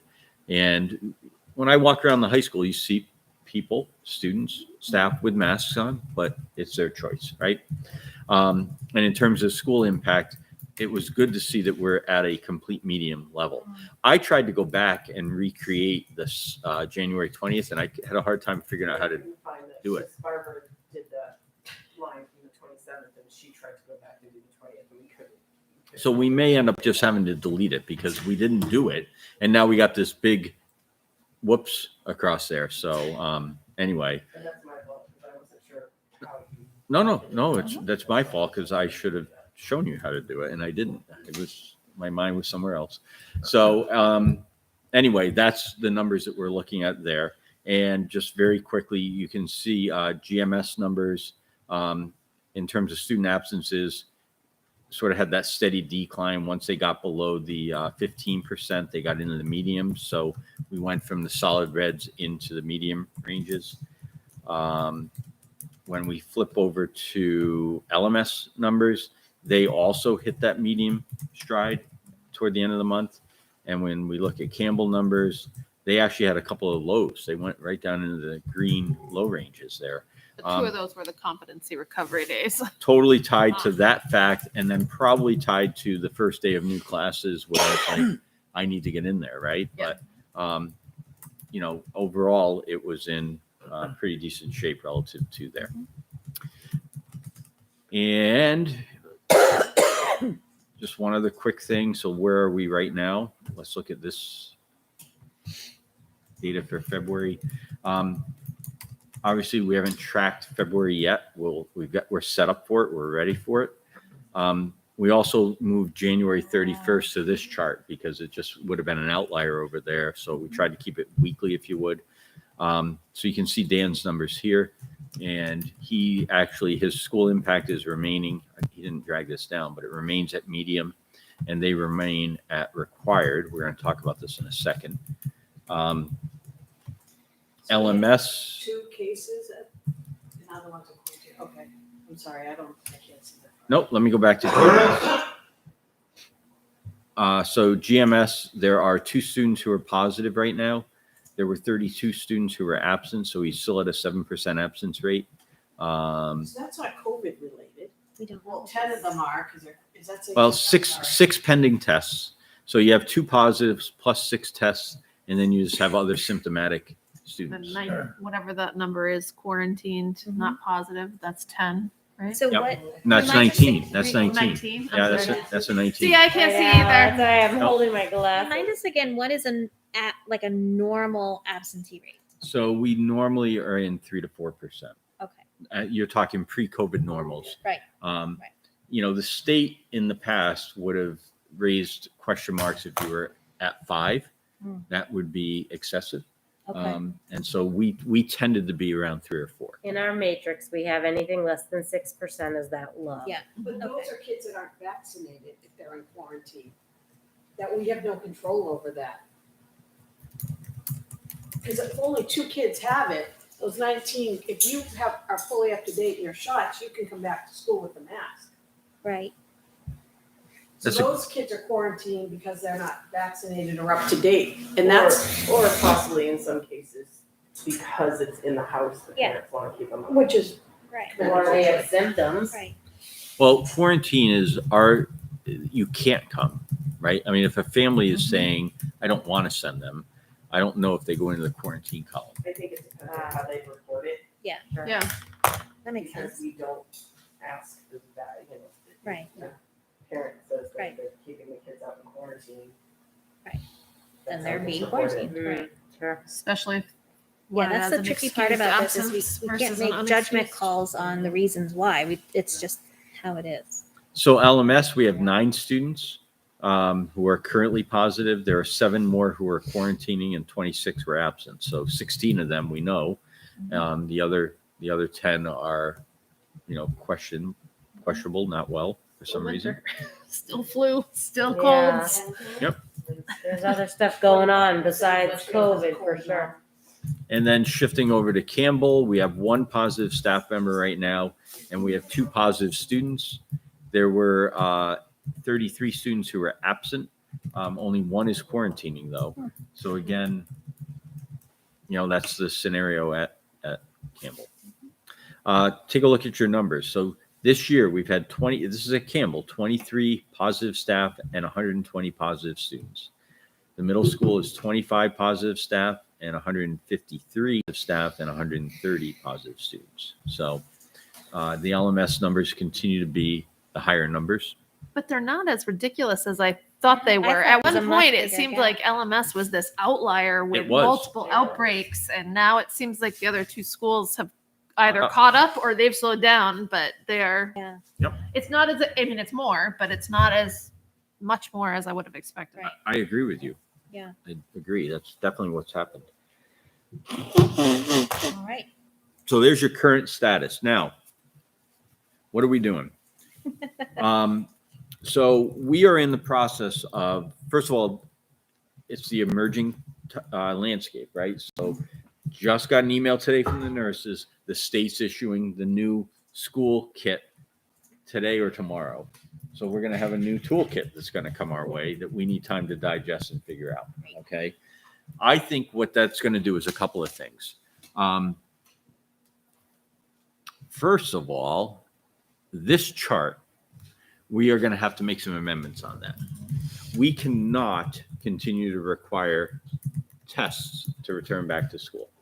Okay. The commissioner, the deputy commissioner, they've been very strong that if you continue to say you can't come back until you have a negative test, you're really denying kids access to an education. That's new information. We just got that information from the state. And so we're going to have to amend this one more time, and we're going to have to take out the testing requirement piece, and we're going to have to base it upon symptoms.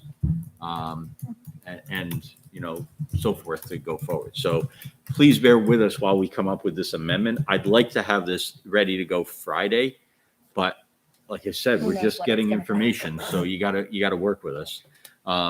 If the weather forecast pans out, it might be a quiet day to get this finalized on Friday, and we'll have this ready to go. And So that'll be sent out again to parents and. it'll be sent out again. We'll change the date on this document because it actually, since releasing this, I feel like the uncertainty has been like the water has been unmuddied.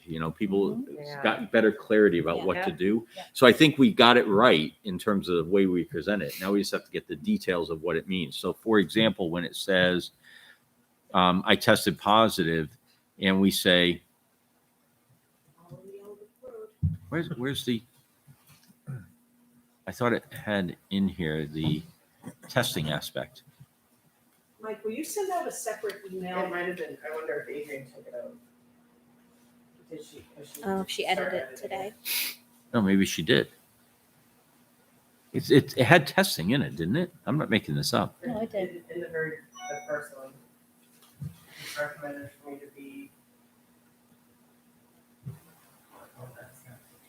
No, because it did have a PCR test required to go Oh, back to school. I Right? have symptoms. I need to have a negative COVID-19 test performed by a medical provider and be fever-free. So that's one thing that we just need to make sure that we're not keeping kids out pending the test. Okay, so there's one answer for the board. I hope that helps. The second thing is the nurses have been tasked with coming up with what the protocols would look like to start accepting home tests. Okay. We want to make sure that we're approaching it in a way that keeps integrity in the system. Well, So- if we're not requiring them a test to come back, Why does it matter? then why does that? Yeah, why does that even matter? Well, there is, because if they have symptoms, they are required to test or stay out the 5 days. Oh, if they have, it's all. But That's where you're what's saying happening is Hmm. kids were staying out the 5 days and then Yeah. being required to test after the 5 days. So if you want to return back on day 3, the symptoms have been alleviated and you're like, I'm good to go. We want to be able to take a home test and not have you go get a PCR that takes 2 days to get the results on, and then you're back to 5 Yeah. anyway. It's gonna come down to parental responsibility and I your would think. integrity and stuff It like always that. has. Yeah, Yep. and like Tommy taking a picture of a stick next to his phone with the date and sending it to Franklin Pierce. That's how he got back. He had to bring it, he had to bring his vaccination cards and seal Private it. business right now just takes your word for it. I took a test, Yep. I'm negative. Okay. So the state is saying no test to come back to school except if you have symptoms. Then you can require a test to come back Before the 5 days. before the 5 Before days. the 5 days. Right. So if I have the flu and I have symptoms and I know it's the flu, I either have to isolate, I have to quarantine for 5 days, Okay. or take a test Come and back. say, I'm sick, but I don't have, it's not COVID. And if you look here under this column, so this is where you've been exposed and you don't have symptoms and you're not up to date on your vaccine. So now you have to quarantine for the 5 days. And it says, please note, you cannot test out of quarantine due to an exposure. So that's another piece that that's not about keeping kids out because of testing. It's really about keeping kids out because of the exposure. But again, we just have to make sure we know what exactly our protocols are. Right. So that's one piece. We talked a little bit. We actually have secured tests. We have tests in boxes, but we haven't deployed the tests. But we'll be able to help families out who need a test because we are able to access tests. So that's another piece that we can. If Figure we out how to decide do. how to accept them. Right. I thought we decided we were gonna accept them, the home test. Well, we did. I think we The talked. nurses we are talked still about working on. We're working on the protocol the piece of it. protocols. Yeah. And so when we send it, so for example, Liz, I could envision that we could say, your son has to come home because he has symptoms. Here's a test. By the way, notice it's been labeled CHS number 17. Yep. And so we've registered that to your child. So when you send the picture in, it needs to be of this. Now, where's the integrity piece? The integrity piece is, did it actually go up your son's nose? For the cat. Right? But but at least we provided you the test and we know it was assigned to your son. I'm hoping. 2 weeks. I'm hoping. Okay. Yep. Because I thought we were starting like last week. Okay, so that's all the return to school and all the quarantine. How about masks? Okay, so let's talk about masks. I think we're ready. Remember, we talked about going to a 2-tier system. So get away from the green, red, yellow, and stay with green, personal responsibility. And by the way, I think green's here forever. I'd like to think in the future that when a kid has a stuffy nose, they come in with a mask on and it's okay. I feel like we've gone to Japanese culture on this, where people just do that because it's the right thing, right? Yeah. And then I think the other tier is targeted, and targeted includes required when it's necessary in a targeted situation. Because if you read the definition of targeted, it's like we need to target 5th grade because there's an outbreak in the 5th grade or whatever the thing is. So I really think you can get this into the 2 tiers, the green and then the yellow. And then the question is, what's the right boxes to fill in, right? What's the right way to have this look? Well, I'm on that page on the like the masking matrix. Yep. And so right now we have, for low school impact, we have personal choice and responsibility for minimal community transmission, moderate, and substantial. I mean, I'd like to start by making that last box with personal choice. So low school impact. And I think even medium school impact. I think right now we're at medium, right? I think cases have come down far enough,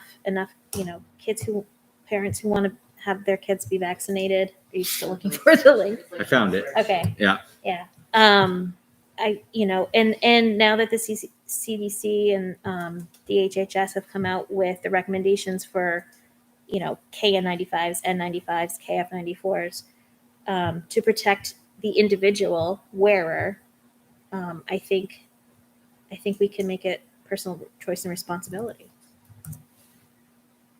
So I can tell you, having been part of the conversations around this week while Mike was away, the question is not so much that I think everybody's on the same page that we need to shift this to reflect our 2 levels. The struggle is how to deal with the day 6 through 10. Right, when they are supposed to be masked, when that is still the recommendations of the CDC, that if you are positive, you're masked day 6 through 10, and having the appropriate mask. Right. So that's also why I think we struggled a little bit with getting some of scarlet this. letter on it, a big C for Well, COVID. I mean, that's the thing. You can't really, you Yeah. can't do that. No. We don't want to do that. But what does that look like? And that's been a discussion, especially at GMS and LMS, where you're dealing with little kids and and masks not necessarily fitting properly, and how are we looking at that? And so that is the ongoing conversation, which is why we didn't come back to let's just right. Is there a spreadsheet that can be maintained that contains the names of the positives for 6 through 10, that it's the teacher's responsibility to go on and look and see, do I have any students on this 6 through 10? That's what they're trying to work out at the building level now, and still maintaining the privacy. Right. But I mean, at GMS, it's real simple. They have one teacher. Right, And that's a what I'm- special. So yeah. it's like, Right. okay, Johnny needs to wear a mask for 5 days. It's simple as that. And I don't think it's a privacy issue if it's their teacher. I mean, this is Right. for educational Right. purposes. No, the other kids wearing masks. Well, I think the other thing is that it's back to the parent responsibility. Right. You're choosing to send your student back in knowing that they have to require a mask. So the expectation is that you're going to enforce that with your child too. You have to wear the mask. I think we're at the point of personal choice for all 3 schools. everyone's been vaccinated at this point. They've had that opportunity. Even some of the younger kids have had the opportunity now to be boosted. Yeah. And if someone still has concerns, then again, use the N95 or whatever mask you want to use to protect yourself. But I think we're at the point that come Monday, I think we should be mask free. Or do you Mask want to say optional. targeted for Optional. high Mask school optional. impact and high community spread? Or, So Tina, while I was pulling this up, I lost. So where are Yeah. you suggesting? well, I was starting with low. So the low, Just make it where all we already green. have 2 green boxes, make them all green. Okay. And then medium, I'm okay going with green. Personal Medium. choice for medium, which is where we are right Are now. we gonna vote on this? Yeah. Okay. And then the high, I don't know, do we go targeted there or do we? Yeah.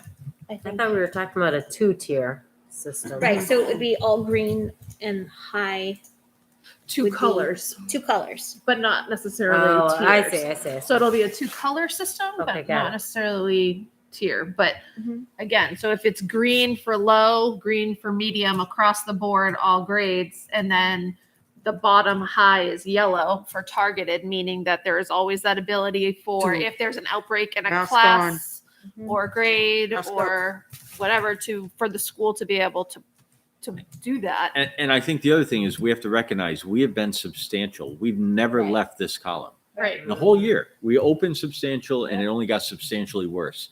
So Really, really substantial. Super substantial. double secret substantial. Does that mean our definition of substantial is really changing? But it's not our ours. definition. Yeah. The that's from state publishes it. And, Yeah. you know, They when go in you, and they mess it up and then they spend. when you go back to that grid, the substantials that are in there are coming straight from the state. We've Right. never been anything but substantial. Oh, right. So the data, the metrics, I guess, are still the same. It's just what we do in Right. those different situations. And I think the game changer, which we have articulated all along, is the vaccine. And we have to honor that. I think we're at the point. And again, targeted doesn't mean we're going to target the entire school. You Right. know, it just means that we're going to put logical choices in based on the fact that we're at high impact. We could even do individual classrooms. If Yep. Mrs. Adamakis's room is high, they don't, yeah. You can even At go high back school, to, you can't you know, really do that. the 8th graders in the hallway have to put a mask Right. on, right? I mean, because it's okay in your classroom to take it off, but when you're in the hallway, we want to have you protecting others. And so again, that allows us the targeted piece. Yeah. It's how we deploy the targeted. And I think So you're saying continue to require them to wear a mask in the hallways at LMS? No. no, But if we hit a high impact Got it. and we say, you know what, it's the 5th grade. Yeah. The 5th graders need to be masked because that's where the numbers are. But 6th, 7th, and 8th, when you're in the hallways with the highly impacted ones, put a mask on when you're crossing paths. But I think that should be personal choice. In the hallway, Yeah, you're not in contact with anybody for a period of 15 10 minutes. seconds. Right. And That's it's a good not point. about protecting others anymore. It's about Right. if you're wearing the right mask, it's about protecting yourself. Yeah, I don't see the need to, again, have them wear a mask. It's, I think when we're talking in our COVID calls about targeted, you know, that's where we have to say, what do you mean by targeted? Yeah. Why is that? What are you benefiting from that requirement? Right. Again, I see targeted being more class, like a cluster, a an outbreak in a specific class. classroom, perhaps maybe stretched to a grade if it can be. Particularly, I'm thinking more LMS where they are changing classes and they don't necessarily have the same cohort the whole time. But otherwise, I think it has to be personal responsibility at this point. I think even at LMS right now, that different times it's been groups within like the same class. You know what I mean? Like same kids that are together. But there's been like a number. There was that time we had 8th grade go remote for a week because it was rampant throughout 8th grade. Was it a week? Well, and that was a staffing issue. It's And that actually was a on staffing the. issue, too. That was, we didn't have the staff to. Oh, I got it. If you Yeah. go here and you go to the all remote date Oh, tab, yeah. you know, we recorded it was 4 days for 8th grade back on November 5, Right. 8, 9, 10. It was driven largely by staff. That was a key. But And I think you still need to have that flexibility Yes. because if for whatever reason there is some sort of cluster or outbreak amongst a particular grade level of staff, you need to have that flexibility to be able to make those decisions. And that's why I think the targeted for the high category makes sense. I do see the dilemma with the 6 to 10 days when the kids come back and they, they have to be masked around other people with a well-fitting mask for 6 to 10 days. So, but I agree. That has to be on the parents. Yes. That has to be on the parents to talk to their kid. I mean, I understand why. And again, I think to me, and I'm not obviously in an educational setting, it's as simple as having a shared Google document that has the list of 6 through 10s on there, and you check it and say, okay, I've got 2 on there today. I'm going to make sure. You have 3 secretaries at GMS. One of them can write down the names for the class. Here you go. Well, it's not that many right now. No. There's 2. It's a lot easier A right whole now. 2. Right. Put it in the teacher's mailbox and you're done. Yeah, I agree with that. Do we have a kid size and, for all of our students, do we have a supply of N95s, KF95s? So that was actually a big question. I asked that last Thursday in our COVID call. Yeah. And then I followed up with Donna at CHS. They do have, she's pretty confident that they have enough at the high school to at least have them if people need them. Yeah. Like not enough to give them Not every every student day, every day, but Right. They masks or N95s? at the N95s. I don't know, and Dan wasn't sure, and Jen wasn't sure if they have the smaller size ones down there. Jen was pretty sure that they didn't have them at LMS at all. But I know Adrian had done a bunch of deliveries like the end of that, the day before. Because So I I'm think not that's sure. important too. If parents don't have the right masks that are well fitting and recommended, we could even, when a child is out with COVID, we can Then they'll say, need to go get these are one. the recommended masks. If you need one, we have them at school. Right. If not, they can go buy one. Right. But I think we should have them on And that hand. was part of what I They asked, break a and lot. we didn't talk And about it. they break. The masks break. The kids fiddle with it all day. Yeah. I mean, Sneeze in it. Yeah. Oh, that's the worst. Yeah. It is the worst. I call it spitting on your face. So, let's see.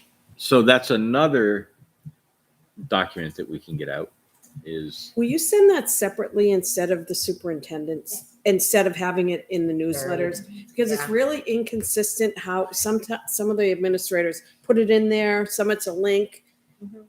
I think it coming from you, you might get more emails though. I don't know. I just think we need more communication, like more communication from Val, more communication just from you, not inside a newsletter. Because it makes it more meaningful for me. Because I will, on this one, I think there's enough big changes that are Mhm. coming that Yeah, it for deserves a separate.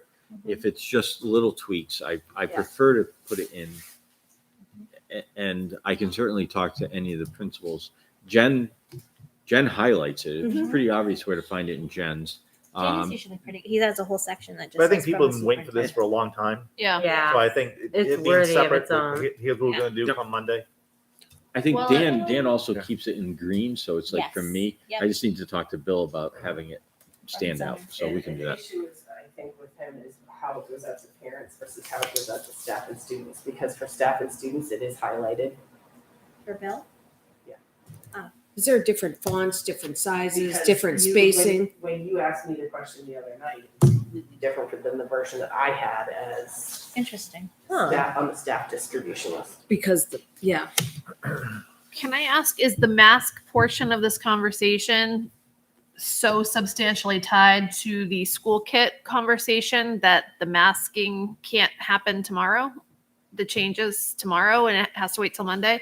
You've said Monday a couple of times, Brian, and I'm I did sitting, only because you talked about meeting on Friday, but yeah, I personally think it can be done on Monday, tomorrow. I not necessarily all of it. I understand there's other pieces that sort of come to it, and I'm just sort of asking about, is there something that's not, when we have 2 cases at GMS, I see no reason why those students need to be wearing masks tomorrow. And when there were 0 cases yesterday, I feel like we have finally, and I don't want to jinx anything. I know I'm knocking on wood and all of that, but We're saying it's okay in 2 days from now. What's wrong with 1 day from now? right. Yeah. But you have a Well, valid question. We don't know what the toolkit looks like. Is And that that's a Yeah. thing. I don't It's know not gonna- how tied that is to. Anything about required mask. It's, we've always done a Monday because we make the prediction for the following week. It doesn't mean we can't do that for Friday. And then, of course, there's a whole question mark about Friday based on the weather, but nobody should get too worried about that I think until we should do it Thursday, tomorrow. but that's tomorrow. So bear with us. We will we will try to get Can, that at the out. very least, we tell the classroom teachers, perhaps, I mean, we can vote on this tonight about the green and where the boxes go, but the classroom teachers can tell the kids that they'll bring their masks tomorrow as normal, but they can take them off during classroom when they're seated, at least tomorrow until. Well, if we vote on it tonight, I mean, that's, Yeah, then we're not in a masking situation anymore. That's because right. we're in media. Right. And so even if we haven't prepared the document, we can Yeah. certainly say, hey, we've now moved all the schools. For the lucky into- 10 people that are watching right now. Put them in the wash, everybody. Oh, 12. sorry. Hey. All right. All right. I'll make One of a those is gonna motion. Well, Right on someone, I was Facebook. just going to say, someone who's watching is already typing. Yeah, it's already on It's on Facebook. So All right, so I'll make a motion to go to the two-tiered system with masking optional, personal choice. For low and medium school impact with a targeted masking for high school impact. Second. What was the, I'm sorry, last part? High what? High school impact, High school. I thought you were saying high school. Yeah. not high school. Well, yes, high school, but not, that's So not. for this grid here, Green for the top All green. 6. For the and whole- then the bottom one's yellow. and just these 3 yellow. Yeah. All right. We have a motion and a second. Further discussion? Hearing none, I'll take a vote. All in favor say aye. Aye. Opposed, abstained, 500. It'd be nice to see faces again. Yeah. Tyler Matthews, I hope you're out there watching. I want a big smile tomorrow. That's right. Oh my God. Wow. Feels good. All right. Yeah. No, I just think of little kindergarten faces. All right. I have to close a bunch of windows. Yeah, you just roll with it. Where Welcome am to I? Mike's world. Oh, Least does you that have bring power. us to the participation and communication policy BEDH, or do we have something else? No, I policy lost my discussion. agenda. Okay. So I had been thinking about, I brought this to Mike and Michelle and said I'd like it to be brought back up, added to the agenda for this meeting, just because I felt like we've been inconsistent as we've gotten more input, certainly over the past year or two. Yeah, both in public input and correspondence. Not going to get any now. I know. Everybody's happy now, right? Yep. Yeah, right. Hopefully, knock wood.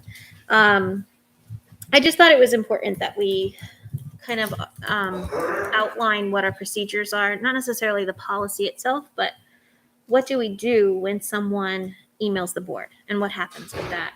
And how do we respond? Do we respond? Does superintendent respond? You know, we want to encourage people to follow the chain of command and start with the person best suited to address their issue. So if you have a student who's having a problem in class, it's the classroom teacher, and then go up to the principal and then go to the superintendent if necessary. But I just wanted to have a discussion about what we currently do, what we should do, what we shouldn't do, and just kind of open it up for a discussion.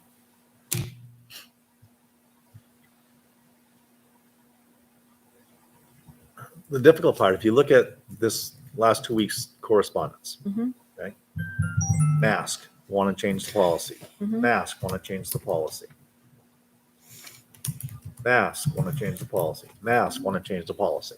Mhm. So those are things we're not going to respond to as far as the correspondence when it comes in. Right. They get forwarded to the people that need to be forwarded to. Yeah. But then it becomes a discussion, as we just did as the board. Right. So So, and those are the type of things that we're getting.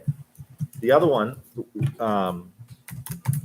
there was one that was sent, the superintendent received, we got it as far as a complaint, but it was out of our jurisdiction as far as taken care of. right. And most of them are, they're not, they, coming to us is like, it should be like the last Mhm. resort. And answering some of these, you're answering as a school board, and you can't necessarily answer because you can't necessarily represent the school board unless the school board's had Exactly. discussion on it. So I think there's kind of there's two issues here.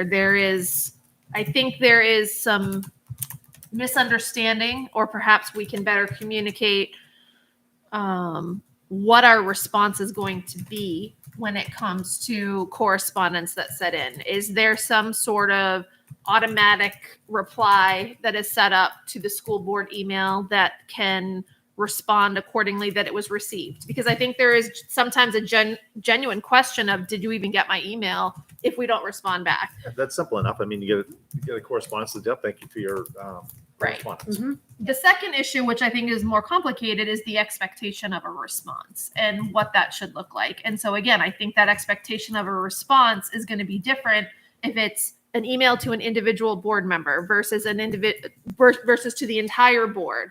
And the questions there are, did you follow the chain of command? Because I don't think we're going to respond to an email that on an issue that has not yet been brought to the attention of the superintendent, and he may not respond to an issue that hasn't been brought to the attention of the building admin, and so on and so forth. And so I wonder if there needs to be some sort of statement in there that, to the extent we have a chain of command and we have a document, can that be? To be honest with you, Heidi, like I've been doing this for 9 years. Yeah. And I don't think the public expects a response right away when a correspondence is sent. It has always been the correspondence sent, and then it's brought up at the next meeting. It's either entered into the minutes or it's just brought up or discussed at that time if it needs to be. I think I would agree with you on a correspondence, but I think there are some things that people bring up that they expect us to then discuss and dissect during our meetings that we do not do. That's Which still is it's still a probably not the right expectation. No, and public input is the place for that.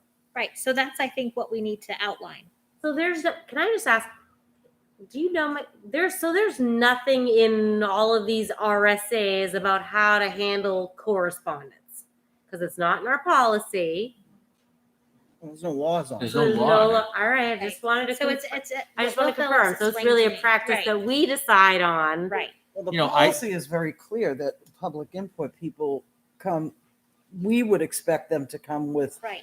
or the board, I'm sorry, not we, the board would expect them to come with comments about things that are on the agenda. Right. But most of the time, that isn't the case. Well, Correspondence is different. Correct.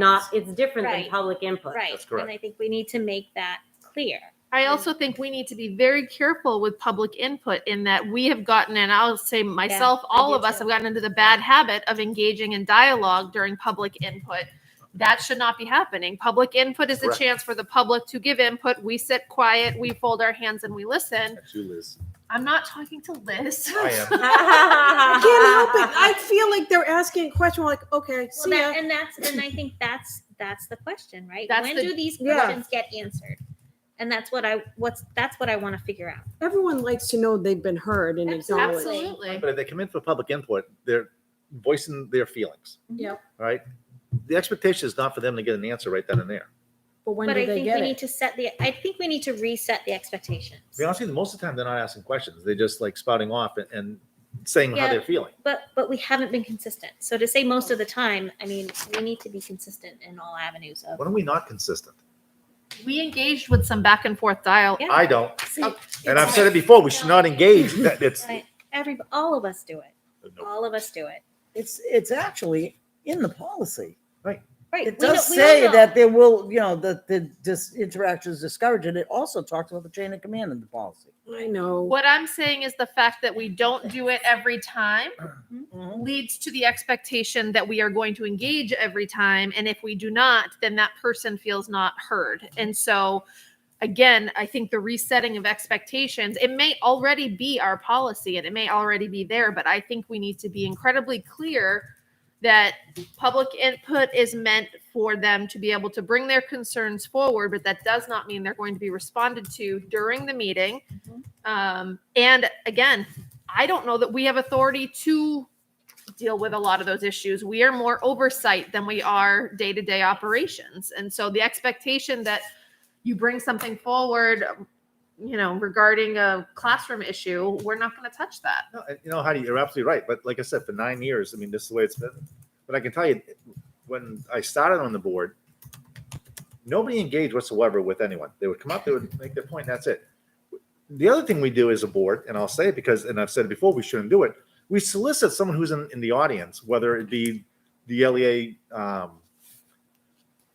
president, it's like, well, what do you think? Kind of, we shouldn't be doing that. We shouldn't be engaging. And they also shouldn't converse with us unless they're asked to, in which they shouldn't be asked to, because that's not the position of the board here in conducting the meetings. It's school business, and it's what's on the agenda. And I'm not disagreeing with any of that. I'm just saying we need to be very clear, and we need to reset the expectations. I mean, you did it tonight. You asked the two superintendents what they thought about reading the names of I did colleges. because they're representatives and they didn't have anything to say beforehand, so that's why I asked them.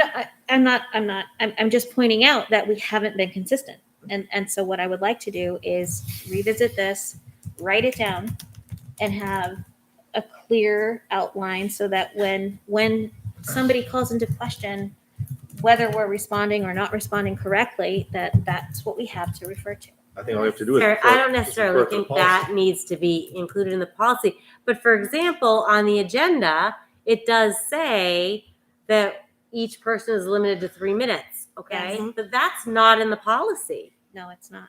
So That if there should are be. some, I know. It can be. That should Exactly. be. Yeah. So that consistency, I think that should Right. be. So I think Policy, or that's more procedural?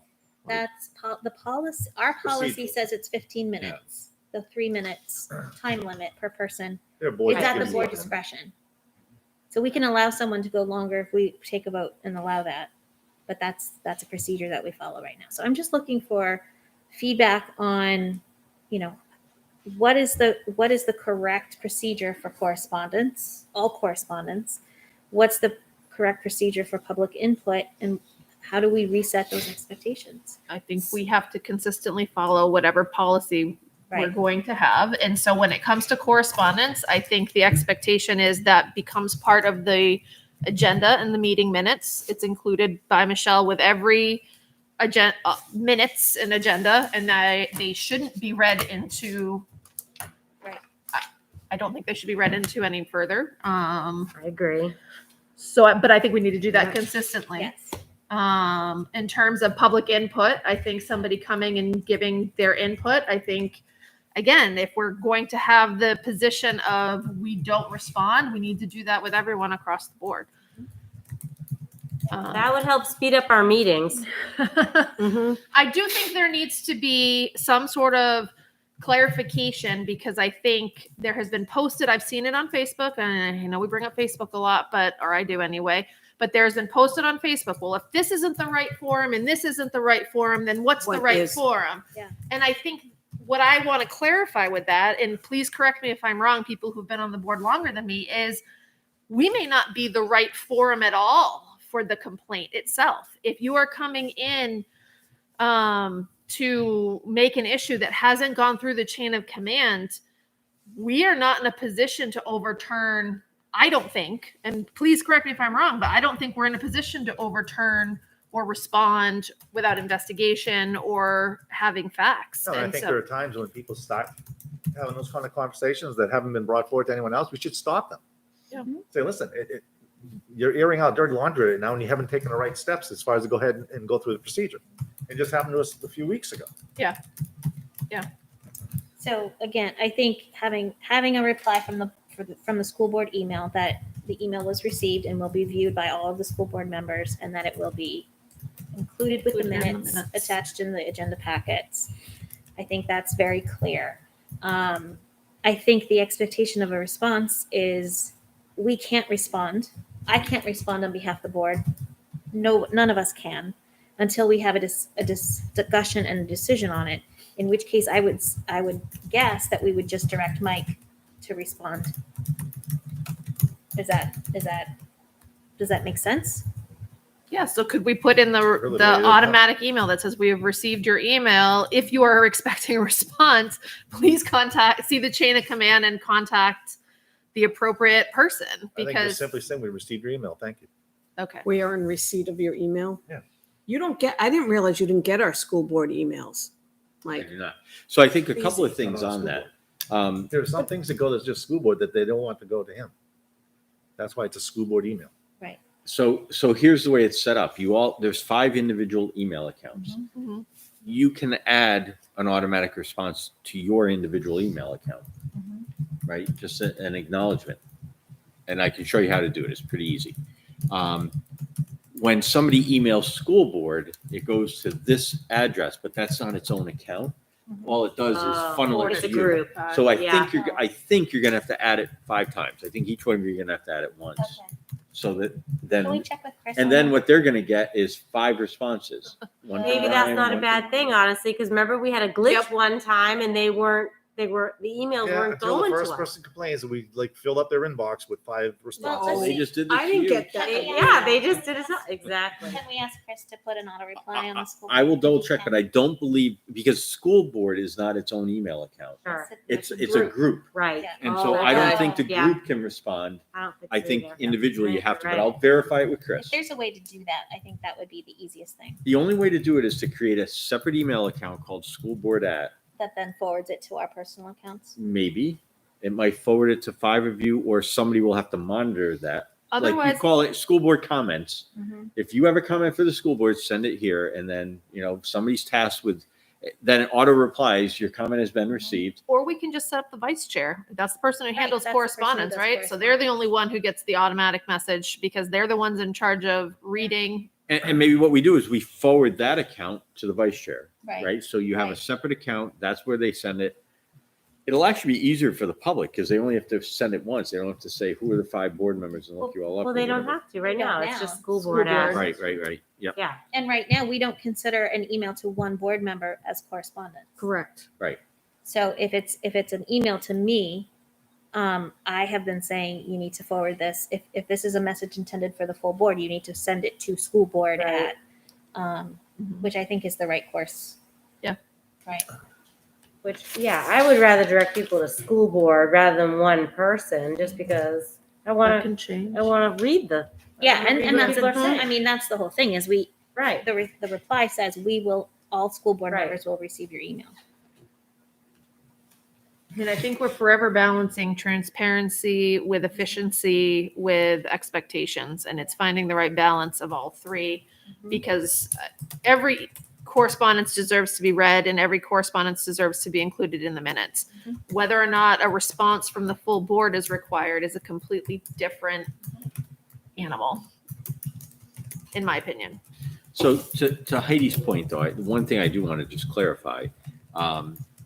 So somebody submits a correspondence. Mhm. Brian forwards it to Michelle and says correspondence number 1, correspondence number 2. Mm. It's then included in the minute packet. So if somebody ever Mhm. retrieves the archive of minutes, it's there. That's one thing. Yep. The second is I want it to be read into the record. Mhm. And I think that that's taking time. Yeah, I'm not sure a definitely member of is. the public should be asking us to read it. Come here and take your 3 minutes. But if you send a long email, that Brian's reading, do we want to take the time to read it? Or do we just want to acknowledge we received it, it will be in the minutes? And that's Right, again and if that's they our like it read, then they can come and read it. Yes. Yes. Because I think what's happening is you have people who don't want to come and actually participate, but they want us to participate for them by Right. reading We it. want their message heard by everyone. And I think we should draw a line on that, Yeah. to be honest. I think we Right. should stop that practice. And we're allowing them to call in virtually. They That's could right. read it virtually. Oh, geez, yep, get an audience. Yeah, and I and, agree with and that. another piece just relative to cleaning this up, and it's cumbersome, but I do think the chair, you have to go through if you decide 3 minutes is the limit, right? Yeah. If you decide, I'll tell you, my own school board, if I go to the Merrimack Valley School Board meeting, they will say the beginning session, what item on the agenda are you here to address? You have to identify it. Right. And then you have to speak to it and you have your 3 minutes. Mm. But if you don't have a topic that's on the agenda, you just want to talk about something, you wait till the second session, the second non-public or the second public participation. So the first one is strictly Agenda item. agenda items, and the second is the open one. Oh. And we've got a lot of people who have come in the past and throw a hand grenade Yeah. early in the meeting, and I'm not sure that's the right time. We have a business meeting Right. to get to. Right. Hold your hand grenades to the end because Yeah. and then we can. So now, what do we do with that? Well, maybe we make an agenda item Well, for it the doesn't next that time. policy just say agenda items? But I don't want to Well- restrict public input to just what's already on the agenda that we're already discussing. I think if people have an issue and they want to come to the board and Well, I give know the New public input- Hampshire New Hampshire SBA had that 2 other options, but I Right. think our policy currently is just agenda item Right. only. No. No? Okay, No? I'm trying to find it on my I phone. thought it was too. No, it was not. Mary? Sorry, just to piggyback off of what Mike said, in my previous district, we had little forms. It was a bigger district, but we had little forms that people wanted to, they wrote exactly what it was, what they were addressing, it had to. And then the chair looked and said, okay, well, this actually isn't on the agenda, you can speak in the second Okay. portion. Yeah. Yeah. And it actually really helped facilitate that. I've never heard that before. I think that's an I know, interesting it's way to go. interesting. It's a way to manage the meeting because, we've all seen it. And they're all, I don't want to say anybody's saying anything they shouldn't be saying. When I say hand grenades, I don't mean that they're just teeing off on something. But what I mean is we're all focused on getting through this Yes. business agenda and then this thing comes out of left field. Right. Versus if that could wait till the end, now we can really, it gives me the 2 weeks to respond to it or Right. figure it out. Mhm. We can put it on the next agenda, but it's not the public dictating the. So Tara, I don't know if you found it out, but on our policies, members of the public may offer comments on agenda items or upon any other matter of public concern directly relating to the district's school policies, programs, and operations. Okay, got it. Thanks. So I think amending that to say there will be 2 non-public sessions. Yeah. During the Right. first, members of the public may offer comments on agenda items. Yeah. During the second, only. Mhm. During the second, any matter of public concern may be brought forward to the board. So it's just how you want to. Yeah. School related. School related, yeah. Yeah. Not everything. Okay. I like that. Do we need to vote on that, or is that just Well, procedural? so no.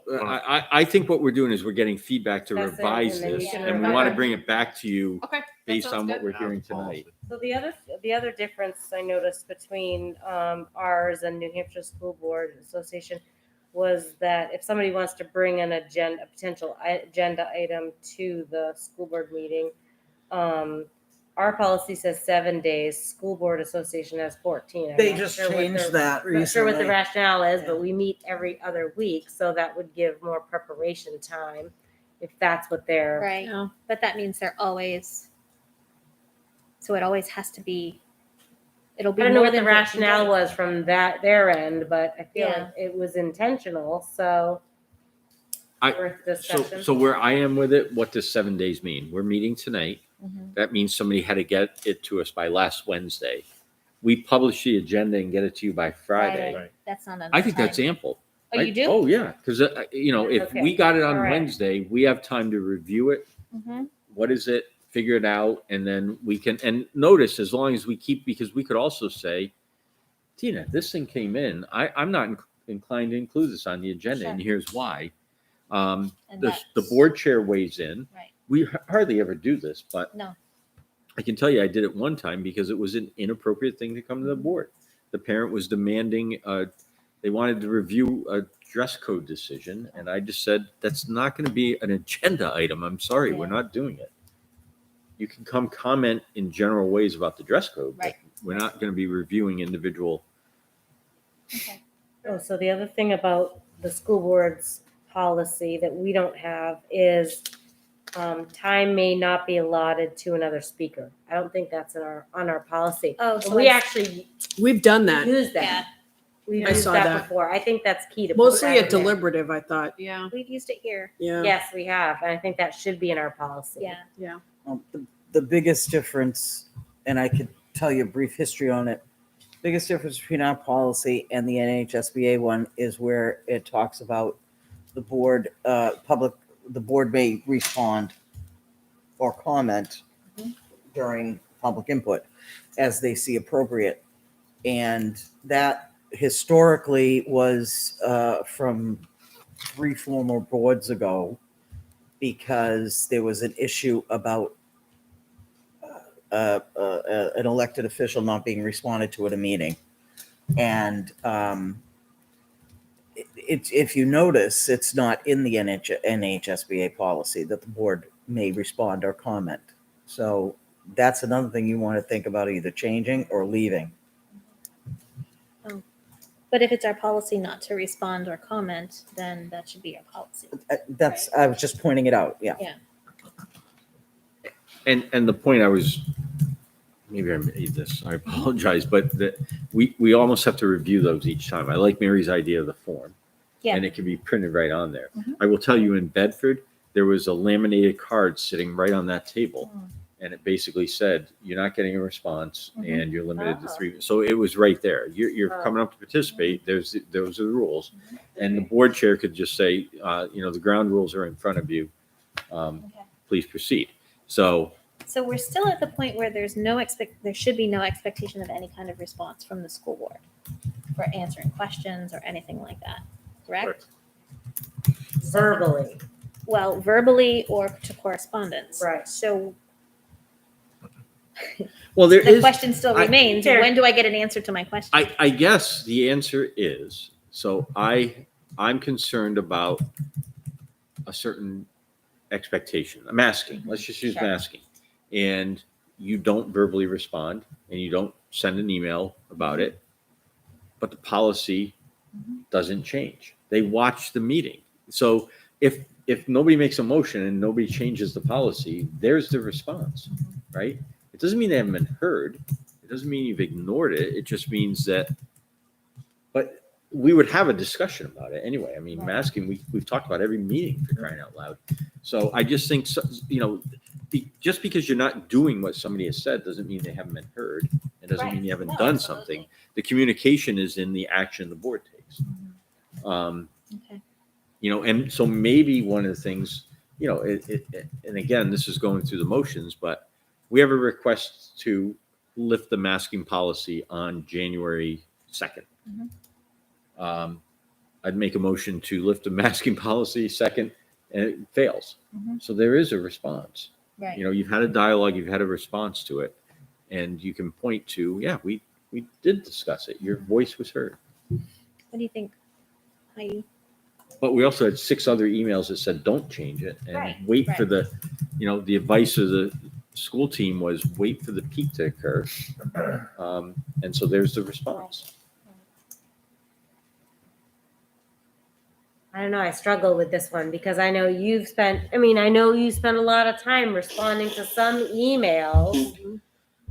And I think, the public does have some type of an expectation of, like, if you're asking certain questions, Well, those will still be responded to.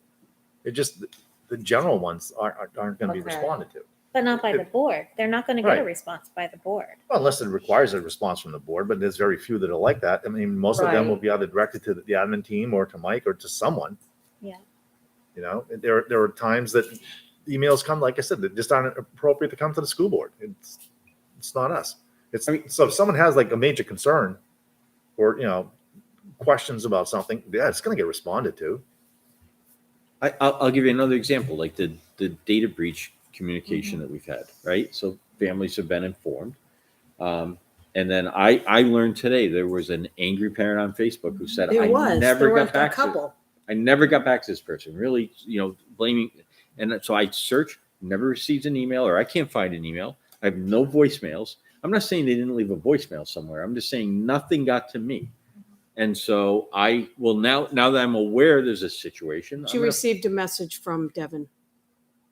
Yes, but she's also saying that she left me messages that didn't come. That were not returned. So I'm going to reach out and I'm going to say, I am sorry. Tell me more about this because I respond to messages. I do. I know I'm pretty you good do. about it. But So and the venue for that is not Facebook. It's, No. It's contacting the person that Or an emailed. email to the but school board. if So you people have reach out actually to left you, several you'll messages and get got nothing Yeah. back, then you do go to Facebook to say the school avenue didn't work. But I just need to know No, where. that's when you go to the school board. Yeah, or That's the Yeah. next step. But I need to know where the breakdown is in that, Right, so, right. and I'm going to try to get to the bottom of it. I will tell you, there's something funky going on with the phones. We're in the process. We have TNT trying to sort it out, but the voicemail's not working exactly right. And I'm not saying they're disappearing, but something's not quite right with it yet. Right. Anyway. Okay.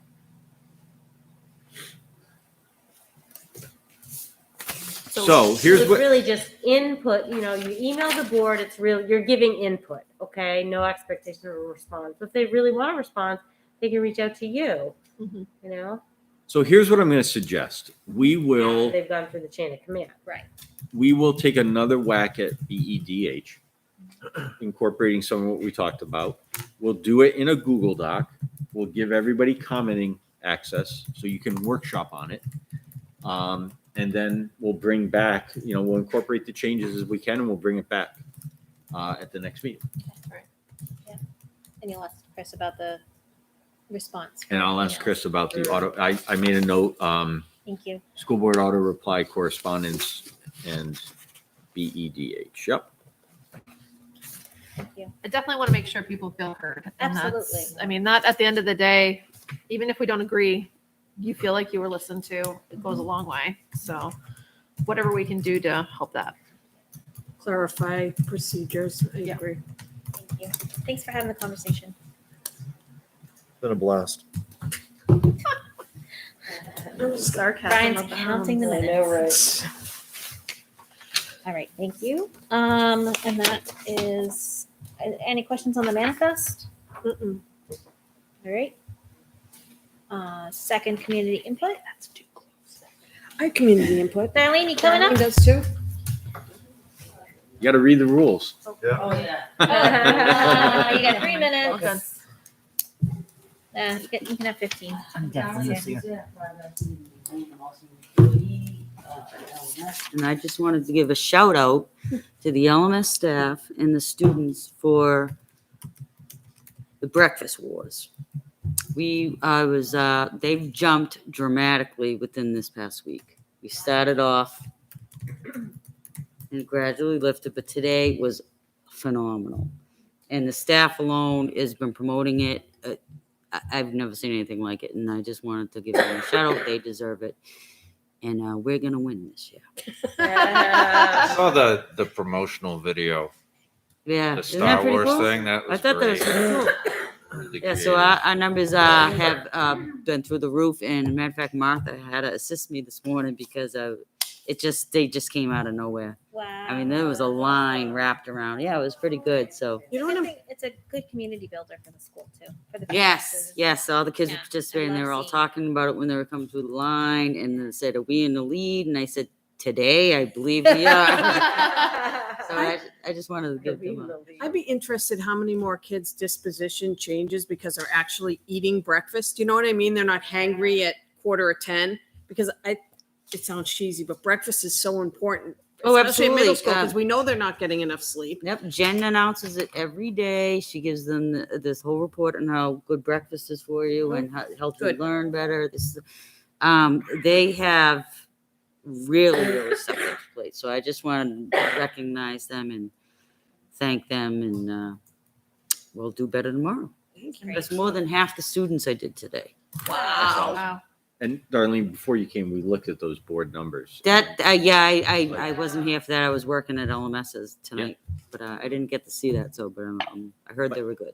Very impressed by all the numbers. Yeah. So optimistic to what it's doing for the overall food service program. Correct. And thank you. I think the board should all Yes. know Darlene's been doing this with, staff shortages. Oh yeah, it's been brutal. And I'll the whole fry. thing. I mean, this is not an And I'm easy also year. working as a substitute custodian at night too, so because they're also very short staffed. Oh, my so. goodness.